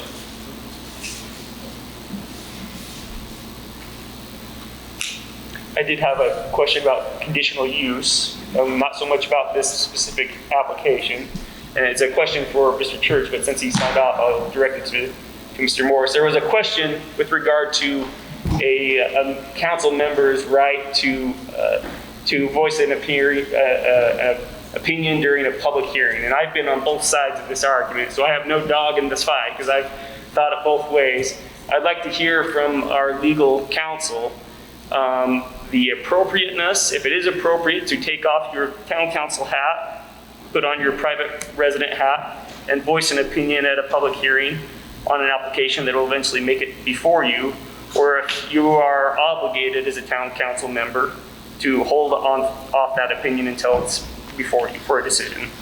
It depends, and this is how I would approach it from an ethical standpoint and a legal standpoint. So, is the decision legislative? Meaning, what are we changing an ordinance, or are we approving a permit? If you're changing an ordinance and it's legislative, get up and speak. You're fine. Okay. Okay.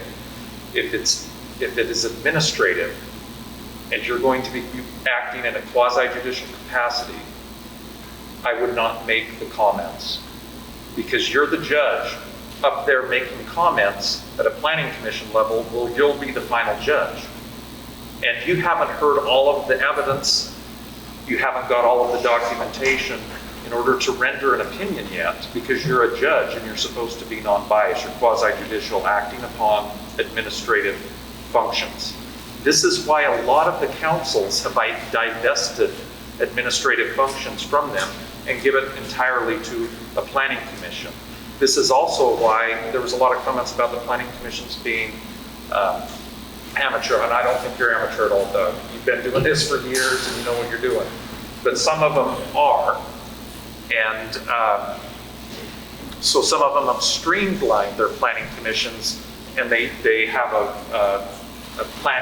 hearing examiner that does the administrative functions, the site plans, the conditional use permits, minor lot subdivisions, those routine things that essentially have become almost ministerial. You check the boxes if they've done them, and then they get the permit. So a legislative act would include rezoning or an overlay zone, so therefore town council members should feel free to express their opinions. Overlay zones are a legislative function, and they're subject to referendum as well. And so you're okay to give an opinion on that because you're not a judge. You're acting as a legislator, okay? Fair enough. If it's the conditional use permit itself and it's at the planning commission, you're going to later act in a quasi-judicial capacity, and you want to reserve your judgment until you have all of the facts and understanding and all of the parties present in a public meeting. Then you render your opinion. You don't even want to talk about it with your other council members. What you want to render an opinion on an administrative function. Okay, thank you. That's very helpful. That's all I had, Mr. Mayor.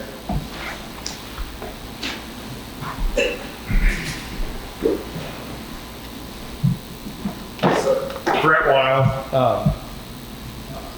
So I'm obviously the new guy here, but I guess I'm a little frustrated because we've got ordinances that are in place. We had a meeting with the planning commission. The planning commission voted it down. Every neighbor at that meeting was not in favor of this. We had a meeting with the neighbors, which I was not there, but I talked to every neighbor, and every neighbor said they were asked, should we have an automobile or a boat service station, or should we have a storage unit? And so obviously we'd rather a storage unit. So that's how it was presented. And I talked to every neighbor, and every neighbor had the same thing. So then we get to a phone call from another neighbor saying, were you aware that this is going through when it was done? And so at no point along the way, as a neighbor and as a citizen, you're all there to protect the citizens and to listen to the citizens of this town.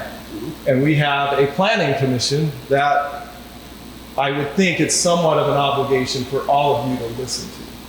And so now we're all sitting here tonight in the same problem with, they weren't given, what I heard was, they weren't notified correctly.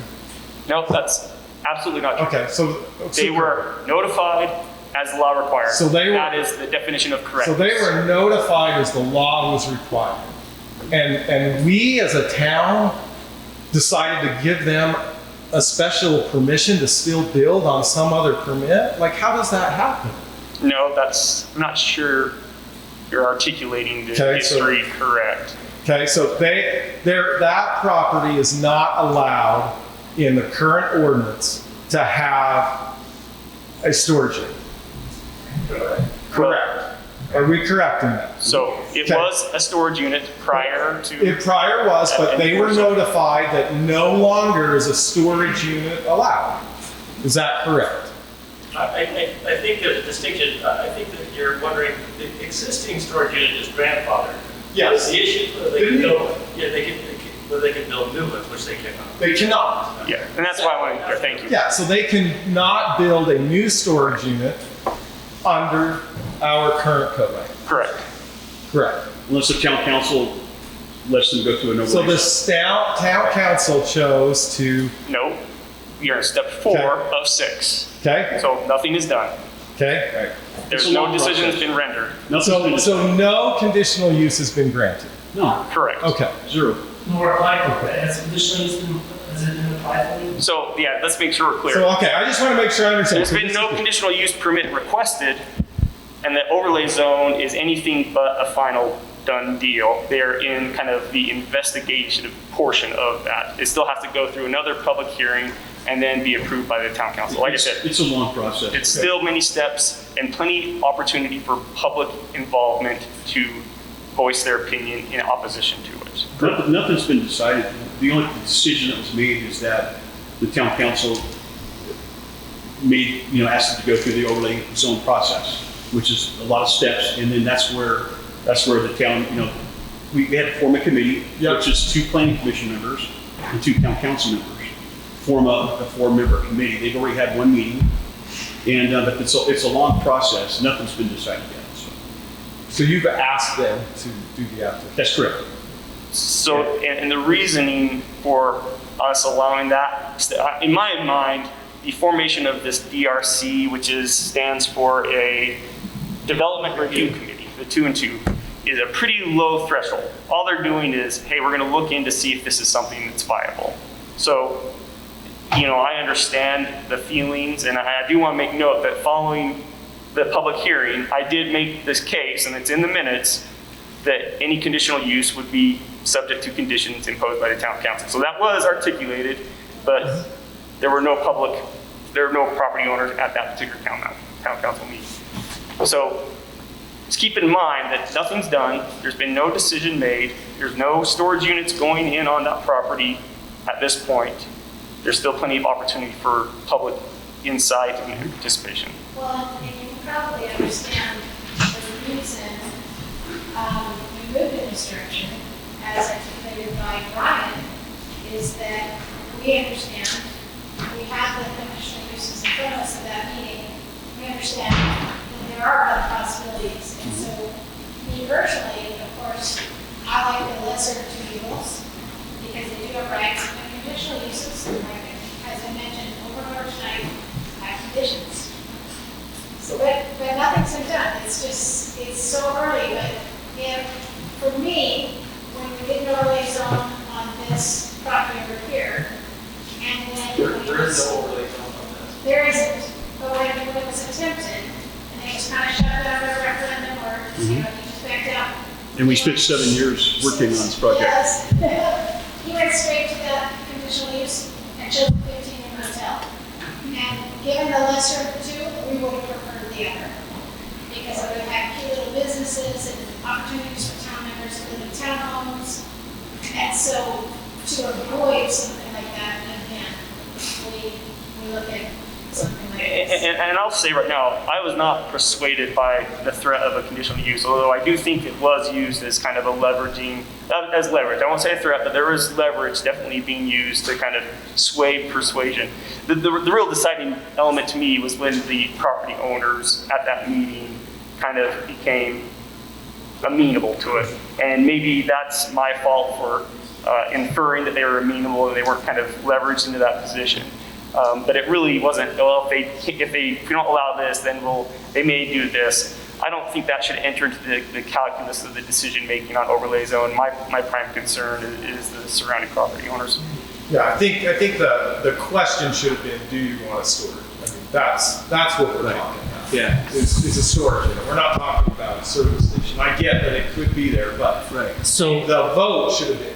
So the planning commission, when they had the meeting that I think you attended, Yes. the planning commission meeting, that's happened out that they recommended to deny it. That is the question that was put forth. And they never said what the alternative could be. No one knew about the alternative. So that's when the town council met the next night or a week later. That's when we decided to table it and talk with the neighbors and have them come to the meeting that your wife was at and you weren't at.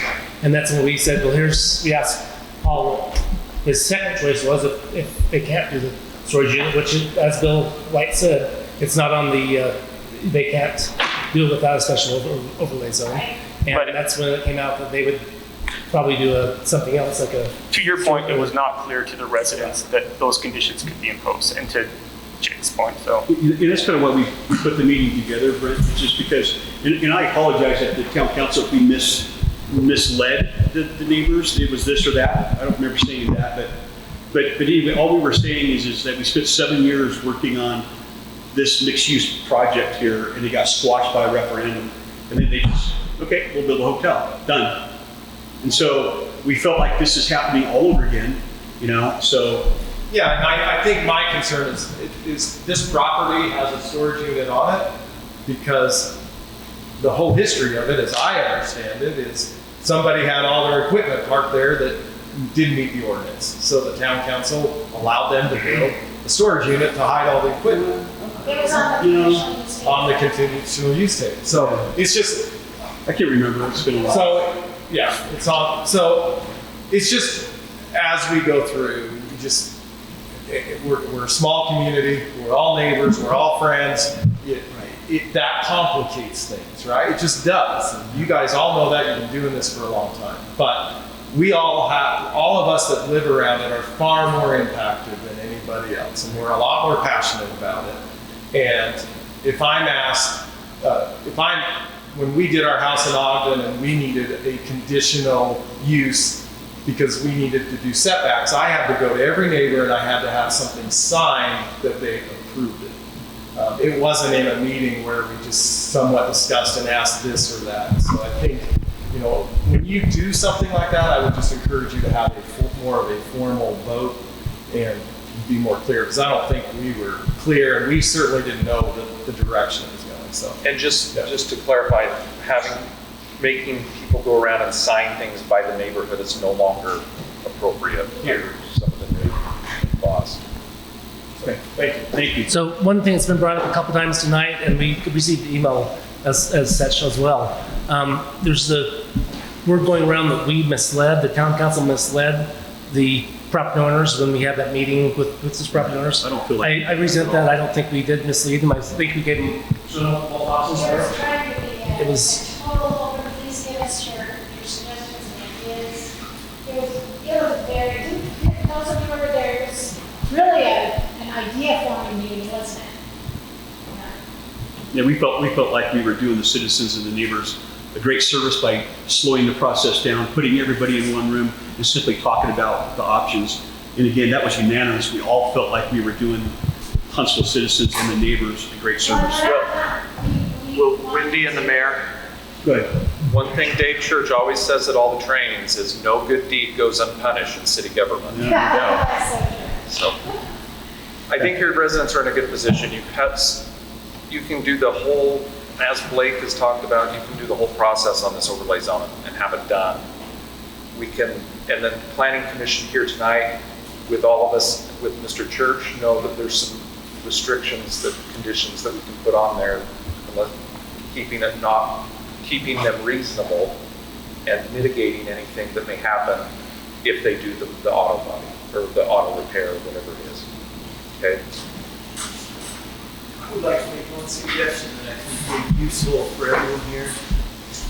If the town council could list out the conditions that we think would be legal and appropriate for the repair services endeavor that Overett claims that they would like to pursue, and we could pass those by Mr. Church or someone who understands that part of the zoning laws and knows how those things will hold up in court, and the citizens can be aware of that list before they're so-called over a barrel. I feel like that would be extremely useful in the decision-making process. I'd like to recommend that to the council. I don't know if that's even possible. So I believe to that's, do. first of all, I don't believe, that's a good suggestion. I don't believe they've applied for a conditional use permit, first of all. But it doesn't prevent us from creating a list so that the citizens would understand what conditions may be applied. We could do that work regardless of whether the application is put in, just so that we're educating our citizens to the proper extent so they can say, oh, you know what, actually, we'd rather have the repair services because those conditions seem really great. I think though, you guys start off the detrimental effects, right? So that's where you start off, and then the conditions are built around whatever detrimental effects you're attempting to mitigate. I guess I'm saying whatever that process If is. the property owners want to come up with what their detrimental effects of having a service station are and list those, and then that might be more appropriate than to take off from that and say, all right, to mitigate those detrimental effects, these are appropriate conditions.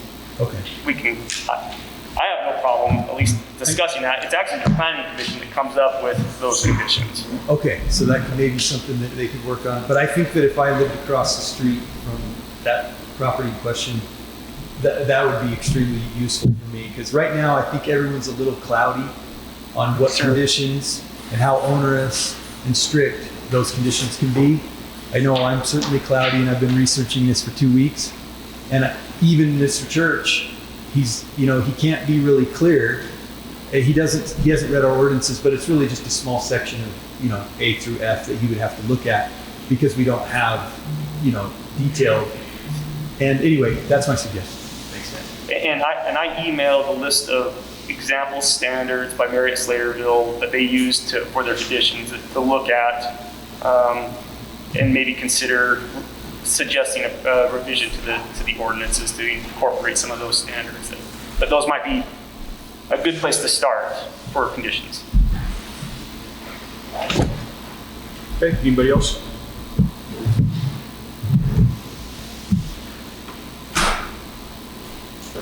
So,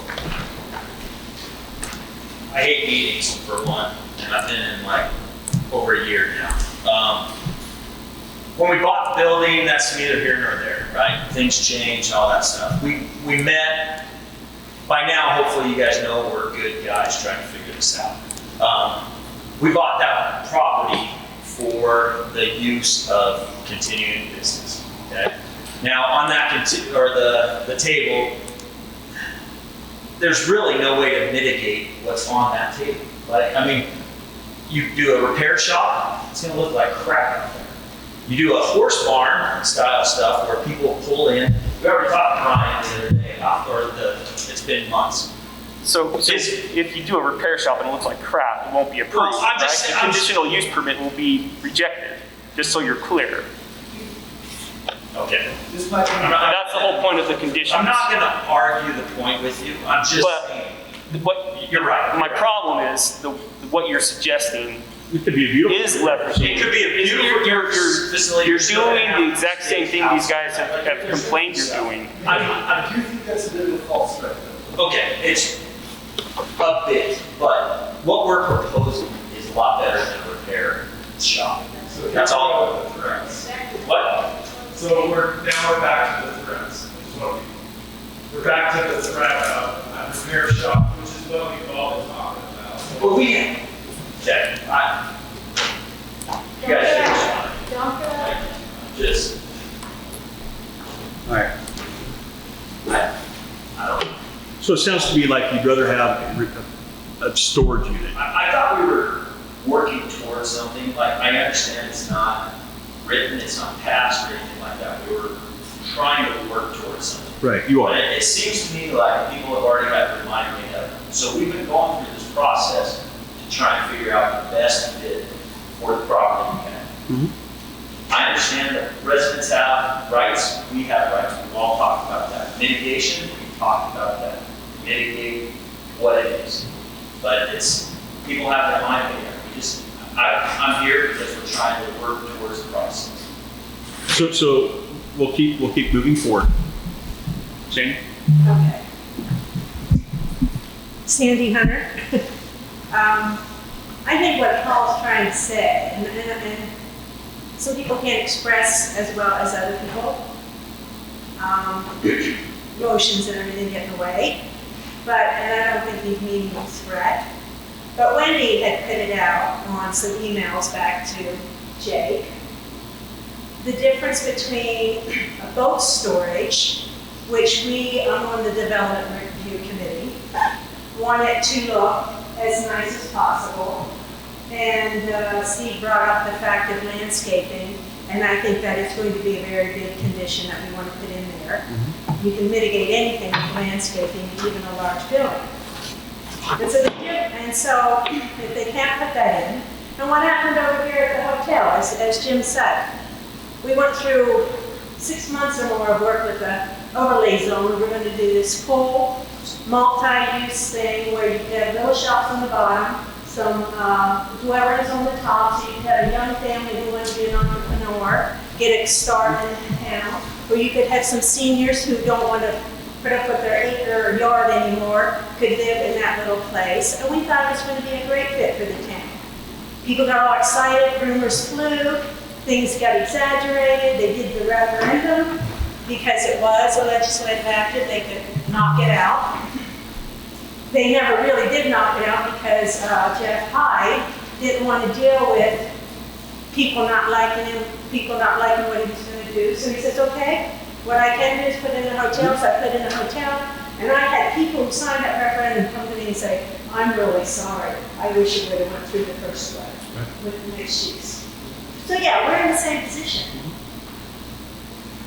The boat storage, like I said, we want to make it look as nice as possible and have landscape. People would come in and come to me, and outside, like, the boat storage building is only going to be used May through September. The rest of the time of the year is just going to be sit there quiet. No traffic, no nothing. They're going to pull in, close the door behind them, and then there's big stalls while they're in there. The truck and the lights will be facing east toward the original storage units. They're not going to be facing toward any houses. They're going to pull the door behind them. They're going to back their boat in there. They're going to pull out toward the old storage unit, out on the first street and go. It's still going to be as mitigated as much as possible. Okay, so maybe we do pass that. And you get the referendum and say, oh no, we're not going to do it. Okay, so the guy goes over to the charge and says, I want a repair shop. The repair shop's going to be open 12 months of the year, most of the year, a lot more of the year. There's no way you can keep all the boats inside a repair shop. People got to drop their boats off and they're going to sit there before the guy can get it in the bay. Maybe we can mitigate how many boats can we send. Maybe we can mitigate how late the place is. We can mitigate that there's no outside lights. We can do all of that. But yes, it does come down to that or that. So just think about it. What would you rather have? I don't know, Bill, if now as the planning commission, we do have on that. I was on the planning commission when we said conditional use for repair shops. I don't know what we were thinking at the time. We were working on that use table for like a year and a half. We started it in 2013. We do have on that use table auto repair shop not permitted.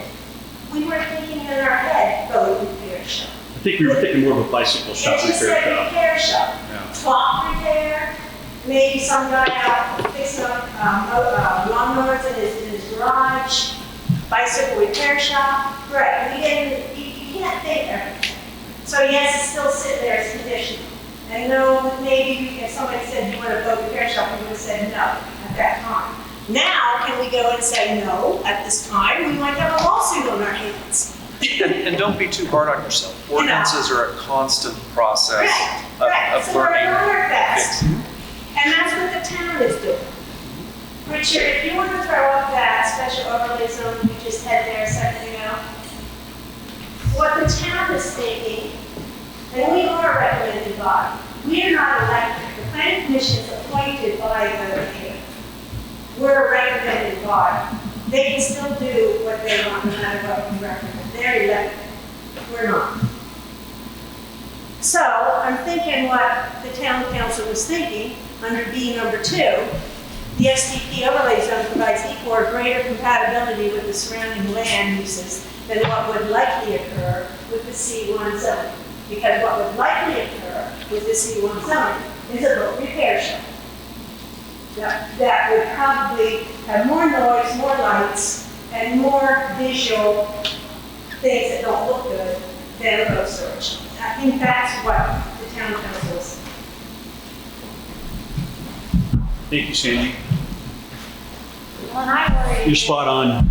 I worry that if it does go that route, and they do have boats coming, people don't want to look at the boats, so they're going to say, build something to store that, we don't want to see them, you know? Yeah. And then you get the repair shop and the storage of the boats that nobody wants to see, so it's just not meant as a threat. I think we're faced with two realities, and You know, well, 3, actually, because Brian brought up a 3rd option, which is actually not a very bad idea. To rezone and sell it and make a buttload of money. I meant boatload. Sorry. So this theory that it's not a threat, that's fine, but it's leverage. Otherwise, it would have never come up, right? If it's just in like his back mind and it's just Plan B, why even throw it out there for consideration when considering Plan A? So I kind of reject the premise that it wasn't intended for some level of leverage, which I would do as if I were in their position. Well, I'd use whatever leverage I could to further my agenda. So let's not be naive and say it's not meant to have the effect that I think it's having. Yeah, but you keep in mind, the town council just come off a referendum that we worked 7 years on. Sure. And then they built the hotel, and then the people that signed the petition said, a lot of people coming to me too, Sandy, and said, well, I'd rather have the other. I'm like, well, and so I think that's all that we were trying to do was be fair and honest and follow our laws and our ordinances, and that's why we put another meeting together. And again, if we misled the neighbors, either or, I mean, I'm sorry, there's a lot of things on that conditional use table that he could pick from. You know, it doesn't have to be a repair facility, but he told us that would be a second choice. So that's what we went with. So anyway, any more comments? I just want to apologize for overstating the obnoxious comment. Yeah, I was getting at that. I don't think anybody here is criticizing the path that you're on now. You know, I think you're going through the proper steps. I think the reason we were here tonight was to have a clarification as to what a conditional use really means in terms of the authority of the town to put conditions on. And I think that some of the neighbors felt like that they weren't fully informed, but it's not your fault. I just think that I mean, when I was on the council, I wasn't fully aware of all that. That's why we asked for David Churches to give us a little more clarification. So there's a lot of emotion in this. I have a lot of emotion. I just I want to clarify that we're not criticizing, I'm not criticizing the path that you're on. I think that it's a thorough, you know, a good investigative tool, and maybe their plan for storage units is the best option for that property. I think that the neighbor just wanted to understand more fully what the authority of the town is regarding conditional uses, so that if they do go the route of the repair shop, what mitigating factors are available to them. So it's not just, if you don't give us this, you have to have that. You say, if you don't give us this, we'll petition for this, and then you can, you know, lay conditions out to make it compatible with the neighborhood. That's the only thing that we were asking for clarification, I think. Is that? Yeah, well said. Thank you, Bill. Thanks, Bill. Okay, any other comments? Discussion or action to close the work session to open up the regular town council meeting? Motion that we close the work session up and open up the regular town council. Okay, we have a second. I'll second. Motion made and seconded. Those in favor say aye. Aye. Okay. So we talked about the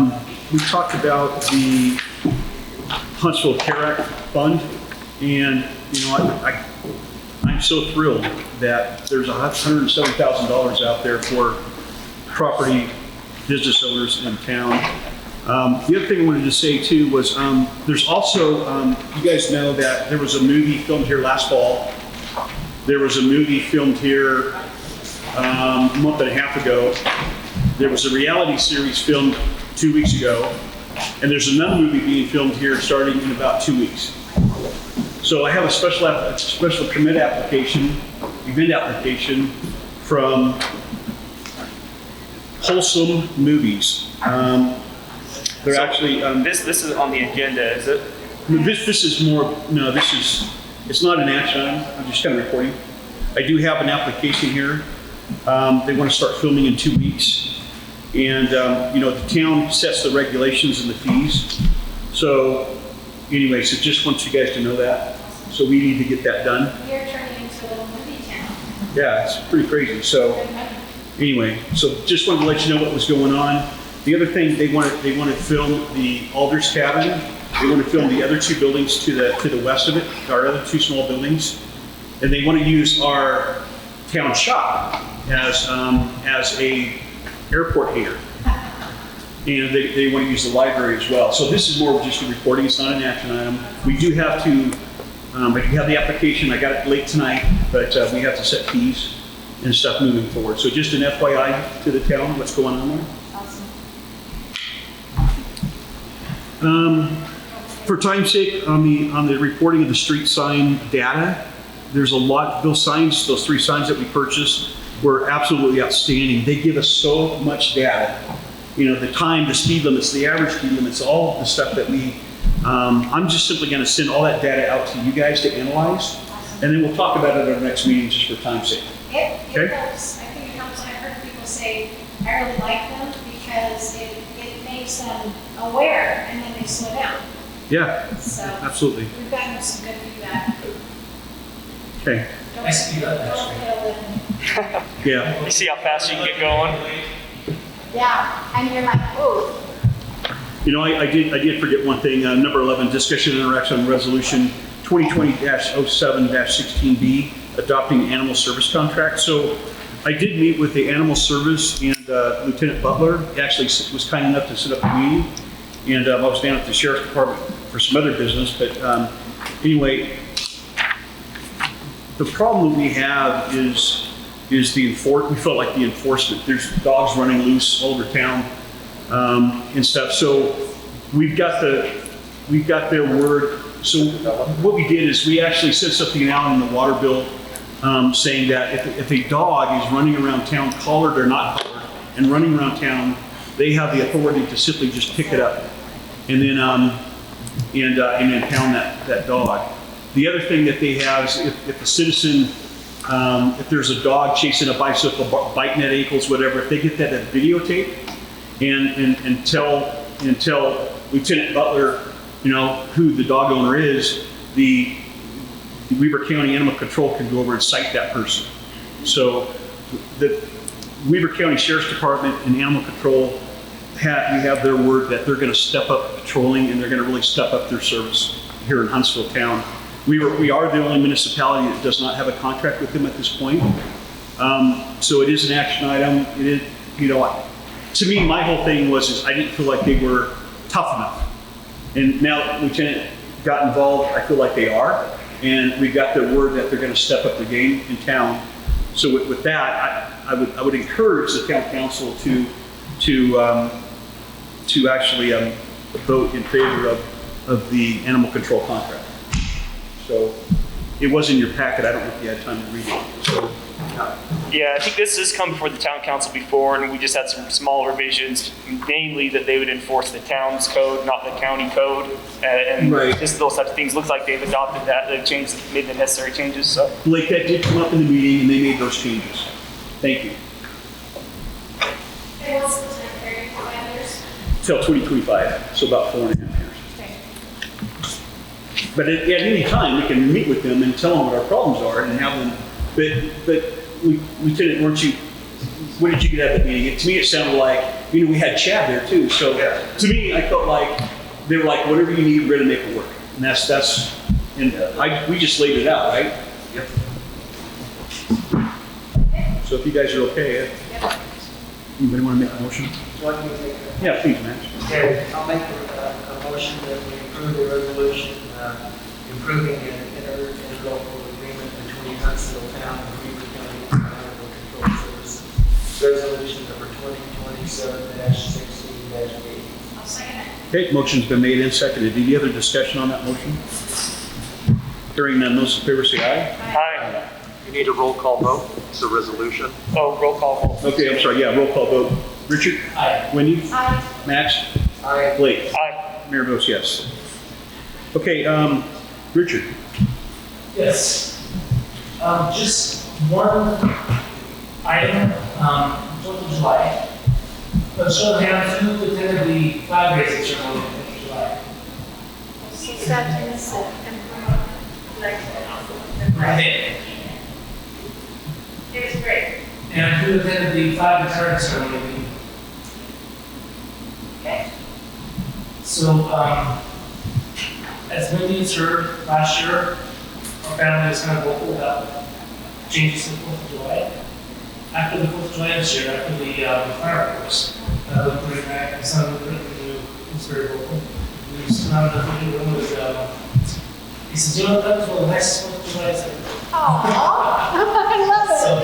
So it wasn't about, and I mean, we had flag raising ceremony, we had a flag ceremony. Incorporated into the flag raising ceremony was a impromptu scheduled plan, the impromptu tractor parade. I love it. So then we had a paper program with incorporated people, because we had teachers of them, and it was actually a very nice day. But I think we both, I think we all probably share the same end goal of making it smaller, but keeping all the that. way I was forced to make it smaller, or we were forced to make it smaller with coronavirus, so it was a little bit, I think we both came to the same end goal, and I think it was very nice day. I would suggest that next year we keep it small again, maybe do those things plus the parade and games if somebody wants to set up a good game. I think that's kind of cool. I think it sounds awesome. I liked it as well, Richard, and well done, and many compliments to pulling that off. It was a great 4th of July. So I had so much planning to do for those 2 events that I overlooked a couple of the smaller things. And Friday night before the 4th of July, I was out on our boat actually, and I got a call from Suzanne, Max's wife Suzanne, and she says, "Hey, are you gonna put the flags?" So I forgot to put the flags around town. Oh! So we actually, and I came out and put the flags up that night. So It's hard to we remember. were so busy with all those things, all those items. I'm sorry. I wish I had missed it. Richard, I was really impressed. I love the little tiny parade of the tractors and a few other things. And then I love the way that the flag race with the tractors coming in. Anyway, I just thought that was Thank you. very good. So for those, I'll just kind of overview it real fast for those who were there. So the flag raising ceremony was supposed to start at 9 o'clock in the morning. And there was a group of probably 150 people by a flagpole in the center of the park. And at 9 o'clock, everyone's kind of wondering when's it going to start. And there's no one on the flagpole, so it's kind of like, where's whoever's going to run this at? And then it just about 9:02, some tractors started going down 7400 East. And I saw Bill White's wife at some point. They got down to about halfway down the road, and Bill White's wife yelled, "Hey, there's a tractor parade!" And so a few people kind of went over to the road to watch the tractor parade. Well, the tractor went around the park, and as it got over behind the park, it continued, but 3 of the tractors broke off, and no one saw those 3 tractors, but they broke off into different areas of the park on the south side.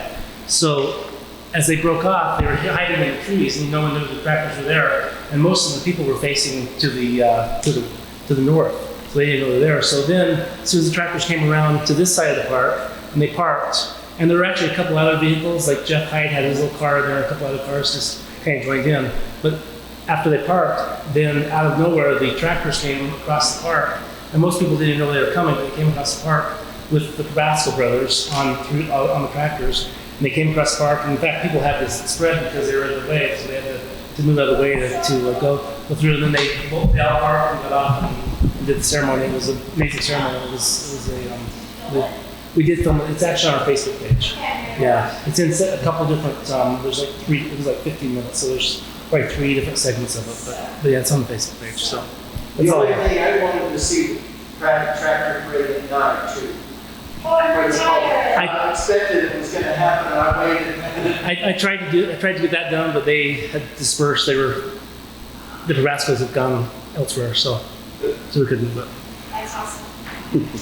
And then for the evening one, it was the J. Richard Hanson's family that did the ceremony, and then Bruce Ostrom also helped. But as they brought the flag down, first of all, J.R. said a great speech about how his father came from I guess he came from Denmark, yeah, at the age of 19 in 1914, and had served in the military, and all of his brothers served in the military. And then he had his great-grandson, I guess, Sam, who was probably 8 years old. He's the one who folded the flag. And then he presented it to Mayor Truitt. It was pretty moving as well. So. Pretty cool. That's it. Yeah. Wendy? Very cool. Okay, so the History Department's digitalization has begun. It's very exciting. I think those books are humongous, and they've gotten through 13 of the books, which is very exciting. And so it's going well. I'm hoping that by the end of the summer that will be all digitized. Nice. Yeah. And I'm working with Steve Songer on the design for the town hall. On what? The design for the town hall. Awesome. Are those digitized files going to be accessible online at some point? Yes. So they're going to be first digitized into our storage, and then as soon as that's done, then Weber State will take them and put them on the International Western Library, digital library, so anybody could just search. Awesome. And we have we went over a couple meetings to just get the organization of how we were going to do the index, et cetera, and it's very nice. Excellent.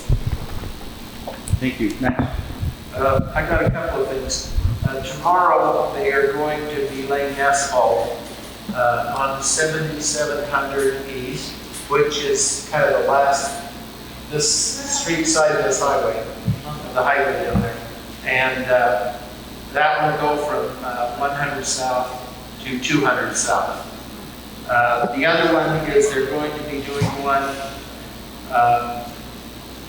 at 300 south from 7600 to 7700. And that's kind of Doug Allen's road.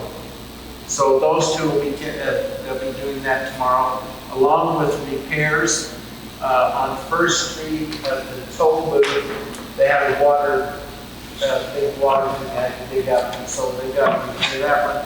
And one on 6500 North, which is kind of Bill Wainscar's road. And anyways, right before you get to the Rocky Park, in front of the hedges, there's a big place where they have to dig out. So those two things, those couple of things. And then we have a person, Nikki Walfius, who's going to take over for Kathy when she's out of town, but she'll be leaving next week next Monday for a week. And if anyone should pass away, then Nikki Walfius will be taking those phone calls, the information, and meetings back for you too. Great. I think I've talked enough tonight, but just really quick, I think there's been a lot of emotional pleas one way or another, and I recognize that people in town, we all just want what's best for the town, and maybe we have different ways and visions of what that looks like. But I appreciate everyone on the council, and I appreciate all your efforts, and as well as the residents who come and participate in that. And also I wanted to give a vote of appreciation to our attorney, Bill Morris. I think he does a phenomenal job. He's always been accessible, and I've always appreciated his legal counsel. And I think that there may have been some aspersions to the contrary tonight, and I just want to put on the record that Bill's a great attorney for the town. Thanks, Blake. Thank you. I agree. Okay, citizen comments. All you want to take another run at? No, we love you, buddy. I mean, yeah, sorry, I didn't mean to put you on the spot there, but I'm like you. You know, I'm just going to go on record too. I'm like you, because when I get upset, I can't talk. You know, and I don't say the right words. And Sandy said exactly how I felt, and I'm not speaking for the town council, but Sandy, thank you so much. And you know, I just wanted the neighbors to know that. I mean, we're not trying to work against them. We're trying to follow the rules. And get the rules that are there, and that's where we're stuck in those rules right now, so we're trying to make the best out of it. yeah, that's enough. I live right by as well. Yeah. And so the way I look at this, I think the case of the hotel is valid. And I don't look at this as it's a property rights issue, but it's also taking care of your community. Right. And we can argue all day long whether or not there was a threat at the prior meeting. And I didn't stand up and say anything because I haven't been at these prior meetings. But it doesn't matter if it was a threat or not, because that's not what's going to either make this or break this. The fact of the matter is, Paul's got a right to do something with that property. And we have to work together to figure out what is the best option for this town. Or it's just careful what be careful what you wish for. And that's what happened at the hotel. And that could be exactly what happens here. Yeah. Because you get emotional, and I can tell that some of the residents are caught up on whether or not it was a threat. Well, you gotta put that aside, it doesn't even matter. Right. It's like, what do you really want there? Because ultimately there will be something. Yeah. And I'm not for it. I just like it to be the best possible thing for this to happen. See, and I'm confident that Paul will deliver, you know, just like Jeff Hyde delivered. I actually really like the hotel. I think the mixed use would have been good too, but it was just kind of funny that we were all getting comments like, well, I like this, I get better. Well, I felt like that's the same thing happening right now. And so we try to slow the process down by meeting with the neighbors. And I'm not trying to rehash it, or trying to justify it. But, and I think Paul has rights too. And I think whatever Paul decides to build on that property, it's going to be beautiful. So. And if I recall, or if I were neighbors, I would want to know what possibilities are out there. And so I still don't look at it as a threat, I look at it as information. Yeah. And, you can do this, or there are these options. It's just information. And I think the more informed you can be as a neighbor or as a landowner, it's all good. You have to be informed, or you're going to end up saying, I don't want this to work. I don't want that. And then all of a sudden, there's a repair facility. So there's a group of people standing outside who I'm sure would like to be in on this conversation if we're going to go back to that agenda item. Otherwise, I suggest we continue on with the agenda. We're good. So anyway, motion for, any other comments? So that is very frustrating, but there's a lot of good things going on in town, like the CARES Act, went from 50-something to $100,000, and that was mainly the Mayor Truitt's efforts on that. There's just a lot of good things going on in town, and all the people who are thinking about one issue are outside. That was a little frustrating to me because, that's kind of why I threw the CARES Act stuff in the very beginning, because there was a lot of good stuff, and I would love for these guys to hear about the traffic study stuff, that really interesting information and stuff. But it's just like, I just wish people would take the time, like you guys all being here and listening. And that's the same thing that happened with the referendum. We spent 7 years on that project, and then we had some citizens act like we made that decision in 2 weeks. And so anyway, so thanks for staying here and listening to us. Appreciate it.